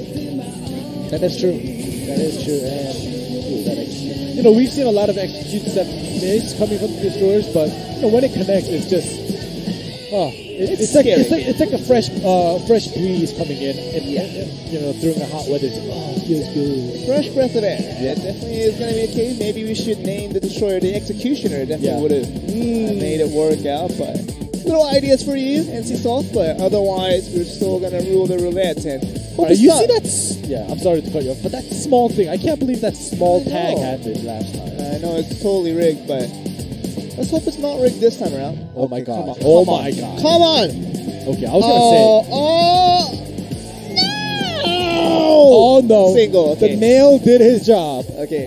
What? Oh my god. No! Single. Yes. But anyway, as I was saying, you saw the small bit of tag match, and it actually has landed on that today, and it almost got us tilted. Yeah, so at least we get the singles. So. Yeah, the set 4 and set 5 are both singles, so GC Busan Red, they just have to, even if they do lose set 4, all they have to do is win set 5. If they win set 4, it's going to be a clean sweep on the finals of Korea qualifiers. We'll see what happens, but either way, the next 2 sets will be, at most 6 minutes. Yeah. So that's going to be the case, and I think GC Busan Red know that they're so far in the lead, and they can basically win this here from the situation. And that was a big surge of emotion when I was looking at the roulette, and I was just screaming to death, hoping that it's not rigged once again. But thank goodness, we're going to find out that the roulette is definitely not rigged, and we're going to get to set 4, potentially the last match. GC Busan Red, 1 game away from representing Korea in the World Championship. It should be very important because if they can beat out the second best team, as we know of IDEPS, in a 4-0 sweep, that gives us some more of a confidence that this is indeed the best team we have in Korea, and we should not be embarrassed by them representing Korea as that one slot available for all of the World Championships. Exactly, and during Worlds when we had 2 Korean teams go up and they faced off in the semifinals or even in the finals, we see a lot of TKOs like we have seen today here. But like we said before, 1 team per region. We're not going to see 2 Korean teams going at it, going down to TKOs. So at least that's good news.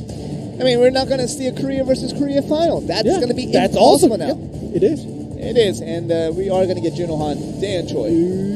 All right.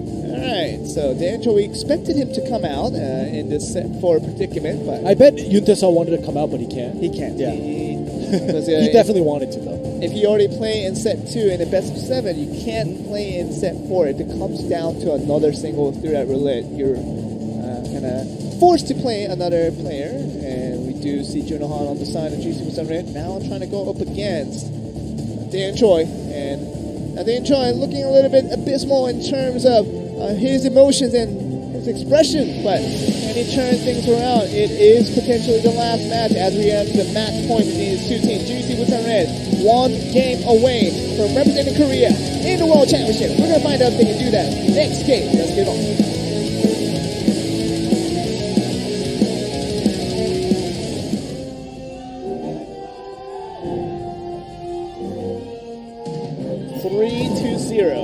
In favor of GC with There we go. Forcing that low. This right away from there. Junohan playing it very aggressive here. Sanctum is down. Gets knocked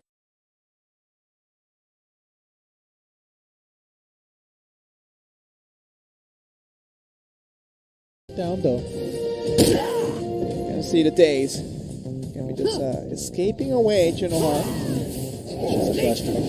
Another time distortion, remember, so no problem for him right now. Having used the body swap and now the escapes, Junohan, I think he might just try to go for a time distortion win. Oh, the leech. There we go. Time distortion finally, and this is a huge advantage. Now towards Junohan, who has to get just 1 more stun in. Basically, it's a game over.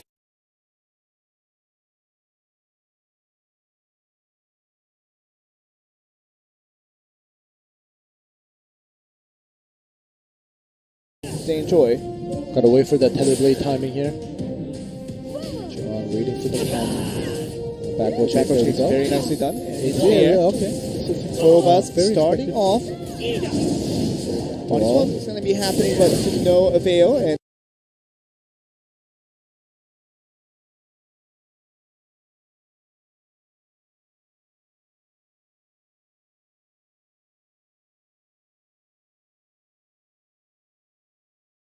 Junohan once again finding it easy to get away from this situation. Ooh, but does land that stun. He wants to save that. And he does save his escape here. Good for Junohan. Yeah. Junohan now has to use it, so Dan Choi just put out 1 more stun. 1 more stun is all he needs. And Dan Choi not giving Junohan any room to breathe here. Back row. Okay.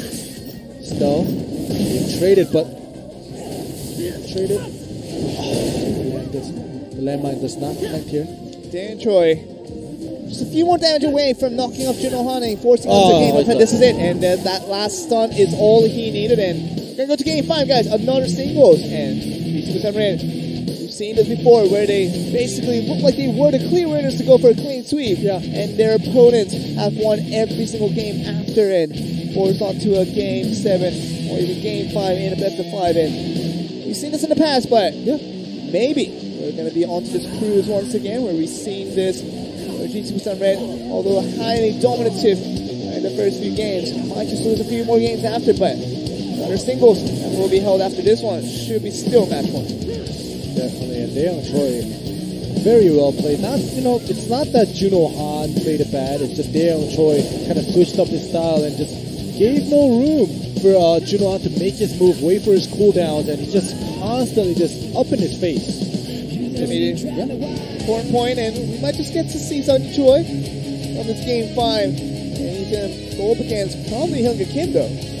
Or if Hyunga Kim doesn't come out, it might just be Shin Kim as well. So, no, I think. Wait, did Shin Kim come out?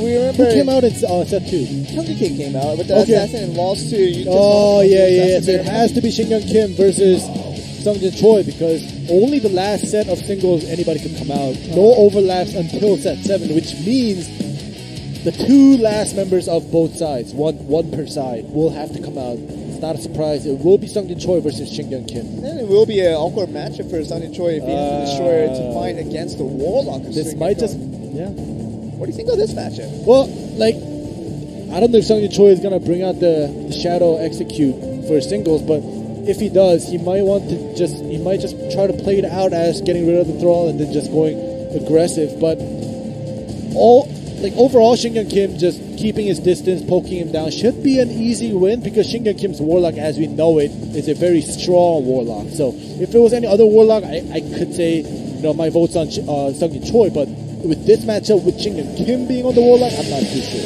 And we're going to find out what the case is going to be after losing Game 4. Still on match point. Red can still make it to the World Championship if they win this next one. We're going to find out Sung-Jin Choi, the World Destroyer, can do it against Shin Kim. Let's find out.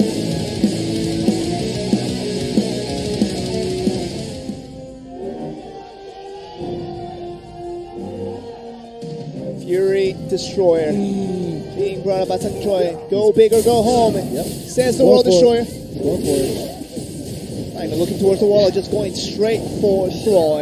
Okay. There we go. Gets rid of the Thrall. Okay, so this is actually happening here. Step 1 done. Sung-Jin Choi. Step 2. Annihilate the Warlock. Going at it right next to. Let's get knocked down. He has to save his just for the right time. Back rolls. Like I said, he's getting poked, but Sung-Jin Choi has that one. Oh, cool. Will come back and that's it. Yep. You saw Sung-Jin Choi focusing the thrall. That was the only way for a Destroyer to have a chance. I understand, but Shin Kim definitely expected that, and Shin Kim was just poking him down. You guys saw what Sung-Jin Choi's expression was with his hand, right? That was exactly what Joel was doing next to me. But yeah, like I said, look at this. The poke down while Sung-Jin Choi was focusing the thrall. Shin Kim definitely expected this to happen. Just poke him down, and it was an easy win. It was an obvious play coming from Sung-Jin Choi. The only play that Sung-Jin Choi could make against Shin Kim and against the Warlock, and Shin Kim just read that like a book. Really did. Just get that back roll chase every single time, and Shin Kim knew when to go for the area once he did. No chance for Sung-Jin Choi to come back from that one, and we're going to go to another tag here, Andy. Let's hope we don't get a TKO at least. I don't mind tags, but getting a TKO with very slow-paced, dull games is what I'm going to be honest, I don't like it. I want some action. I want some kills coming through. Well, suddenly we are on to set 6 after we thought that it would have been over in set 4, but Red not finding it easy to make it to the World Championship. Just making it more difficult and difficult as the series does prolong it. We're going to get the same composition. Dan Choi is still on the Assassin end. Shin Kim on the Warlock with Hyung Kim on the support on that Destroyer. We're going to see what happens with them and GC Wustan Red. They lost 2 tags in a row now, but they were due to that TKOs after a full 10-minute run on both of those tags we saw so far. So the third one, what are we going to get? Not a TKO is what I'm hoping. I'll be honest here. TKOs are great to see, to kind of do strength battles, strength tug of wars, to see, which team can stay alive and do the damage output. But we've seen 2 of them already, so now it's time to actually show off the superstar plays. Once again, we are into match point, guys. GC Wustan Red have been on match point for 3 games in a row. Can they do it finally here in this next tag match? They're clapping their hands. They're counting on their chance. We're going to find out if they can do it. Let's get to the next match.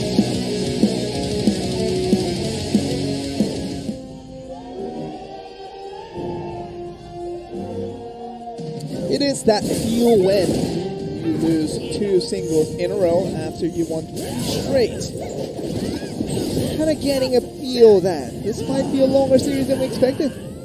It already has become a longer series, but a tag being played out here, like I said, if this goes down to a TKO, 3 tags for 30 minutes. And just imagine if somehow Idus wins out this tag match in Game 6 and goes to Game 7 wins another singles. Wow. That would be all of a sudden. They're in the World Championship and GC Busan Red is on. Let's hope that they don't do what GC Busan Blue did last year and play second here, because like we mentioned over and over, second place, you're eliminated this time around. Second place is considered bad in 2018. Yeah, it is. You don't get to go to World Championship. Only the first, only the best. Not good enough to go to Worlds. Not good enough. Better luck next time. And that next time will be in 2019, the same time this year. And oh my. GC Busan Red, after winning 3 games, does not want to be reverse swept. No, but you know, just you mentioning 2019, I'm wondering if the Warrior class will be implemented. I'm sure it will. That would be crazy. That was the question we were asking about the Gunslinger in 2017, exactly. whether it will be available. And definitely was available from the start of this year. This year. So for the Clan Championship, I remember back in the earlier months of 2018, and we started off Season 1 with a bang, and Season 2 still haven't these Gunslingers all together. And gonna have it throughout the World Championship, but Warrior is a new class that we've been looking at, and see if that will make an appearance starting right from 2019. Sure, we'll get the confirmation once we get there. I'm very excited. Not very excited about this matchup. Oh yeah, definitely. Nothing. We got both of them force tagging out. One interfere on both sides. For that 1 minute and 50 seconds, nothing. Nothing. That executed it. Actually, no, the execute, it definitely didn't connect. And not doing so much on Young Kim, but Okay. This is the spot, man. It's over. I don't see Idus coming back from this one. Yeah. This is potentially the last match for the past 2 matches, and finally GC Busan Red gets that break and gets rid of Hyungyu Kim. Jung Choi going aggressive against Shingun Kim here. Yeah, Shingun Kim trying to just do everything he can to survive his team for the moment, but I don't see them coming back from this one. I think an early exit like that usually does not do your team very, very good, especially when every one of the members of GC Busan Red is at full health and has basically all the resources in the world. An easy 2v3 could happen during the season when you're outmatched. But still, this is, the career qualifier finals here. And against GC Busan Red. Yeah, exactly. And they know what to do. They know how to utilize the members' advantage here. And Hyungju Kim dying with 2 and 3 resources points. Not looking good. Really isn't. And Sunny Choi on the field again, and with his 2 teammates looking like to get the job done, not even go to Game 7. And talk about the impossible story we were talking about, reverse sweeping GC Busan Red and going to the World Championship. They are so close, and they need to win many games from here. And this needed to be the one where they won tag match that they always all lost for the games 1 and 3. To be worn out in this Game 6, but it seems like once again we're going to be in this situation where things are going to go wrong for INEPS. Oh, but he doesn't taking so much damage from Shingun Kim's interview. Look at his health bar. He was full health, and he's almost dead now. Yeah. Okay. Can they actually do this?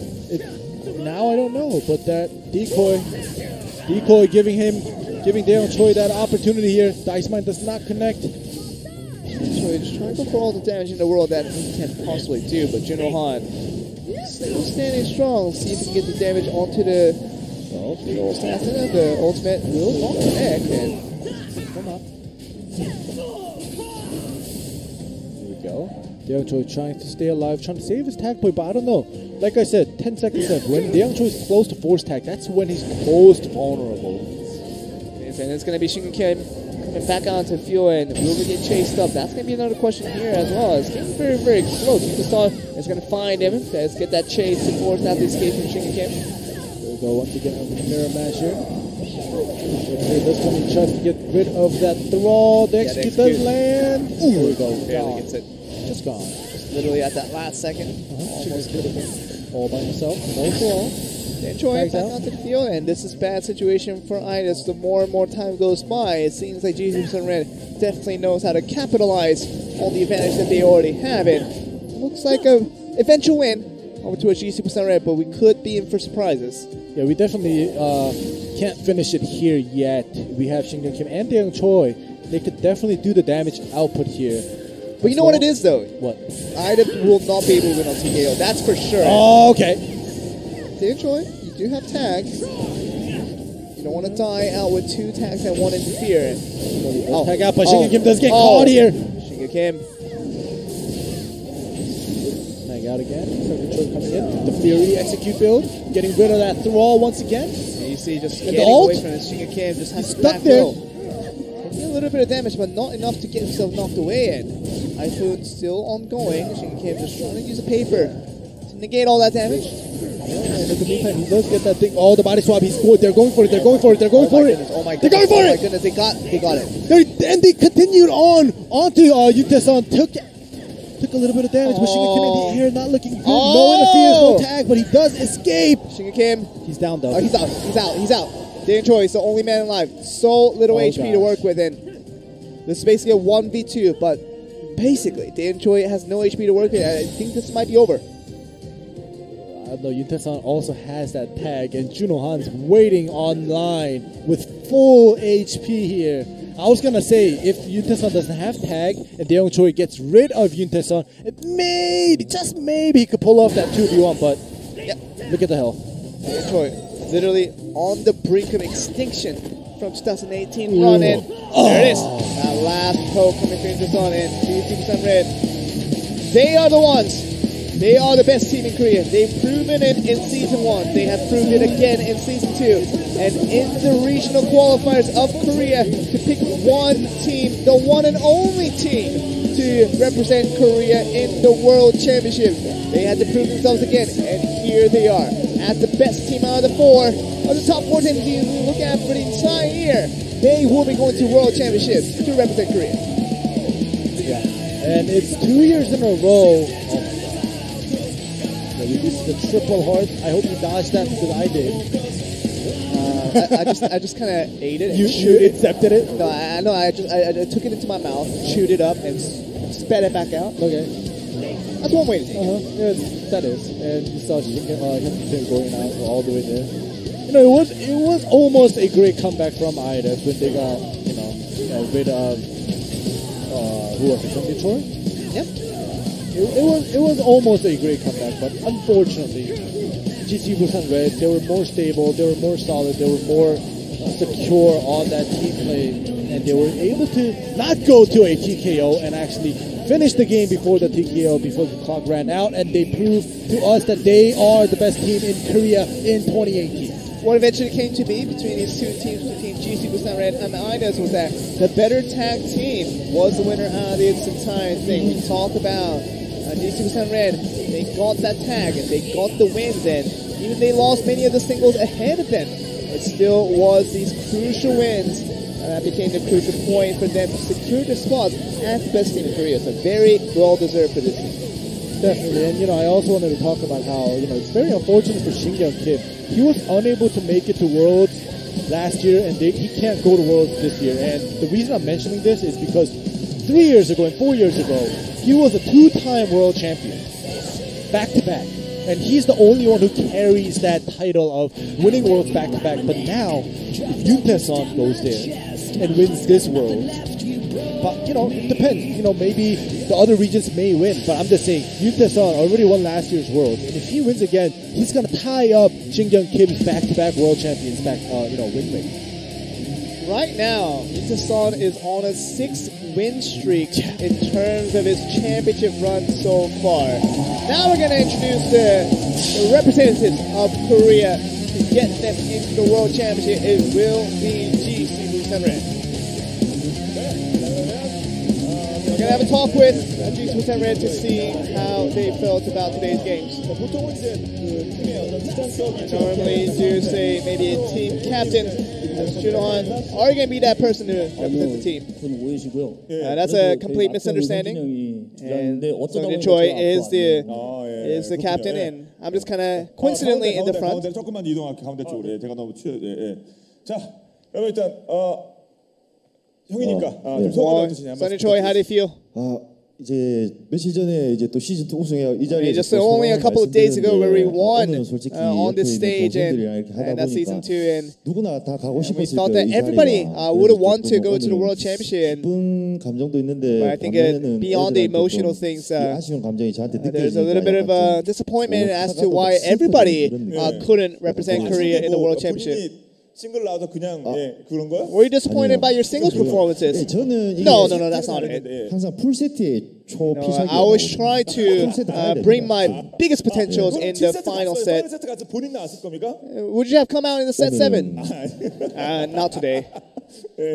평경기는 몰라도 오늘은. I think today's Juno Han was all about him today. 동생들이랑 뭐 동생들과 함께. And with your younger brothers, and now you're going to be representing Korea to go to World Championship. And do you feel like you want to maybe just clinch the championship once again? 또 애들한테도 오늘 또 개인전으로 좀 멋지게 제가 이겼어요. And I wanted to show a good individual performance by me, but as soon as we began, I knew that my head was hurting because of how fast it had ended. 그래도 저 오늘 밥값은 한 것 같지 않습니까? I feel like I did my own part today. 태그 때 상대 마랑 잘 녹였으니까 잘했죠. 자, 한준호 선수가 좀 말씀 나오도록 하겠습니다. Well, let's talk to Juno a little bit. 어때요 오늘 뭐? Well, today's games. How do you feel about that? 솔직히 뒤에서 형규 형이랑 얼굴을 마주칠 때 눈물이 날 I 뻔했어요. actually 어떤 형들 got in 보는데요? contact with Youngju Kim. 어떻게 보면 작년에 같은 He was a former teammate of mine in GC Busan Red, and we had to talk with Shinga Kim. And 대회는 끝난 거잖아요. the Korean tournaments are over, and it was all about us in our team, and for every other team basically talking about IDIPS and coup d'etat, and everyone was really with us, and we had to just talk about that one slot, unfortunately. And it does feel good to be the representative, but kind of unfortunate that others couldn't represent. 뭐 어떻게 저쪽이 원하면 간절히 원하면. Well, if they wanted that badly, are you going to give them your slot? Well, no, that's not it, obviously. Well, that's not the point I'm making, but I think if I had to say something, that's kind of what I had to say. 짰지? You guys scripted this, didn't you? No. It's definitely the honesty. Let's go into Son. 특히 암암전에서 진짜 야. And really against the assassin mirror match, you showed strong performances. Didn't you feel your performances were on par today? 작년에는 진짜 못했거든요. Last year I was terrible at the assassin. 그런 거 몇 개 있었잖아요. 네, 올해 시작하고 But this year, when I started off and with the blade dancer, that was my primary class for. And I thought my assassins were getting better, and Jinyu Park also helped a lot as well. So hopefully that was a big thing that turned it around. 진짜 이번에 사실 작년엔 또 And with last year, you talk about the World Championship, and now you're still on a roll. And from last year in 2017, you want to go to World Championship win again. And I think we have to mandatorily grab this World Championship win. And this is my last championship, so I have to win this. 그러면 김신기하면 군대 몇 번 갔는데? I mean, Shinga Kim would have went to army multiple times, but I'm really going after this season. 그래서 마지막에 그럼 각오가 더 새로울 것 같습니다. Sure, your dedication is different now. And this World Championship, I have to win. I must win, so I'll do my best to get that done. 수성진 선수의 동생이 And with Sungjae Choi, he's going to the army, and the younger brother is going. And what about you, Sungjae Choi? 제가 볼 때 윤태는 이게 좀 체력적으로 인해서 I think Yoontae will not be able to go to special forces by any means, but with all of us kind of gaining age, and I feel like all of us are reaching our last age, so and I've been in this scene for a long time, and with me gaining age and more, I feel like I'm going to try to. What about Juno Han then? 팀 다시 써야 돼요? 일단 계획은 그렇습니다. Well, I think my current plans are going to the army as well. 경기 때 이거 장악할 때 이거 그 영상 봤어요? And did you kind of see the clapping scene where everybody was clapping with you every time you got that pummel onto the face? And 왔어야 되는데. Maybe we didn't get to see that today. You guys expected that, right? 하시려고 TV를 보셨던 분들 오늘 다 오셨거든요. Everybody was watching from the TV and from the crowd, and 제가 이게 didn't do that today. 심해가지고 좀 잘 풀릴 때는 잘 풀려. But whenever things work out, yeah, I try to do everything. But today's games weren't the best for me, so. 비슷해요. 지금 오신 분들 이렇게 So I 비교 think 안 하시는 분들이랑 all the people that are not here, and 그리고 제가 여기 차차차 it's all about me. When I was trying to just PD kind of get the OGN producers helping out to make sure they get a whole wave of people just clapping with me. But 이 PD 분들한테 I want to thank the OGN producers as well. 뭐 안타깝게 이겨갖고 안 나왔는데 All you do, maybe you want to talk about this. Maybe you want to get a wave going now, since you didn't get to do it in game. You know the rhythm of that. 솔직히 그거는 좀 소름 돋는 것 같고요. I think that's a little bit too much for me. 그거는 좀 거절하겠습니다. I would like to reject that offer. 거절하는 겁니까? 예, 그거는 솔직히 제 이미지가 그래도 옛날에 I think my current image, even if I win, I have to make sure I don't show my expressions. I was always on my poker face, even if I win the world championship or whatnot. But I think today I will have to reject that. I'm sorry. 그럼 뭐 제가 어떻게 하겠습니까? 예, 끝나고 다시 봐야지 뭐. 자 그러면 네 한준호 선수도. So we're gonna go to Junohan. I mean, these two guys are going to the army after the world championship. 이번에 우승해서 Maybe this is a very important time for you to get the world championship. Maybe you have to find a new team for next year. 근데 제가 지금까지 Well, 월챔에서 until recently, I've never really went to actually win the world championship. I think I'm always step ahead, and even last year going to the second place runner-up. And I think if I achieve, then maybe go to the world championship win. I think if the money comes in, I think they might change their minds. 들어오기 전이랑 들어온 다음에 마음이 바뀌는 사람들 이 사람들이요? Do you think these guys will change their minds? Yeah, I think definitely will. 자 그러면 끝으로 각오 한 말씀 부탁드리겠습니다. What the last thing you want to say anything? 이제 저희 어떻게 보면 올해 참 좋은 성적을 This year it's been 거두고 all about 여러 success for our 팬분들이 team, 많이 기대를 해주시고 and our fans have high expectations for 저는 us. 물론 And 만족하는 경기를 못 for 보여드리고 me, I 있지만 never showed really satisfactory performances into my own standards. But for the rest of the time that we have until the World Championship, we're going to try to prepare and to make sure that GC Busan Red wins this year's World Championship. 그 말씀 여쭤봐야지. Let me ask you this. 9개 지역이잖아요, 우리까지. 어느 지역이 제일 부담스럽다, Which 어렵다. region do you think gives you the highest pressure? 아무래도 지금 중국이 I think 저번에 경기를 currently 했는데 China, we had to play against them, and I think we didn't know who actually came up against them, but 판단해야 될 건데 we have to understand basically China is still the strongest region that we have to face up against. 자국적 언어로 좀 열심히 하겠다, 뭐 이길 수 있다 그러죠. 가능합니까? You want to try to maybe speak in Chinese 한국어를 or in multiple languages? 뭐 어쩌라고? What do you want me to do? 일어나 베트남어도 가능하고요, 태국어도 가능하고 러시아어도 가능하고. 중국어로 저는 한국 사람입니다. I think I'm Chinese. I want to say I'm Korean. 我是韩国人. He says I am Korean. 한주를 조금 이렇게 아는 부분이고. That's basically in Chinese. He just said I am Korean. So a statement sent out to the Chinese region saying he is Korean. Yes, he is. 어떻게 for the facts. 자체가 지금 다르잖아요 지금. 저희도 이 둘이 져가지고. But you know, with two of us that lost out in last year, I think all of us really owe it to Yuntae for him doing so well in today's matches, and I have to make sure I buy him some ice cream after the game. 빨리 건너가고 시켜서 하지가 뭐야. 이거 좋긴 하겠습니다. 자 그러면 여러분 And with that, Season 1 and Season 2, and now the regional qualifiers. These guys are the best team that we have here in Korea. It is going to be GC Busan Red. So big congratulations to them once again. Wow.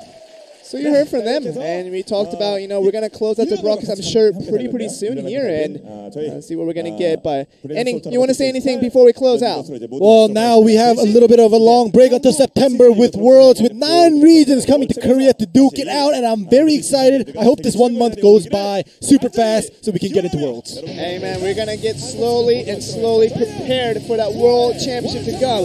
So be sure to join us then. All the updates will be on the Bladestone official homepage. So be sure to join us then. That was Joel Sophie with me. And Ending Live is going to be ending out the broadcast for Korea. And we will join you back in the World Championship. We'll see you then.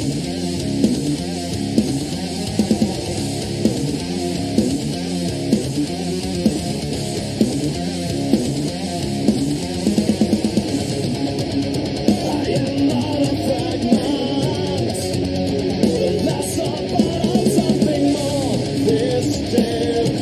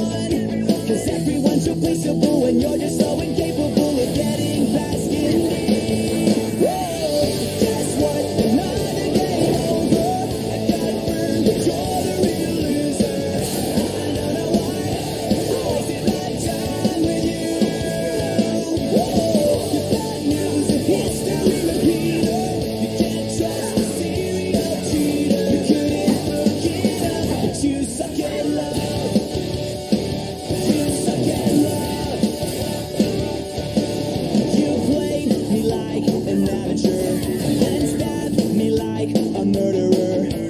Left for dead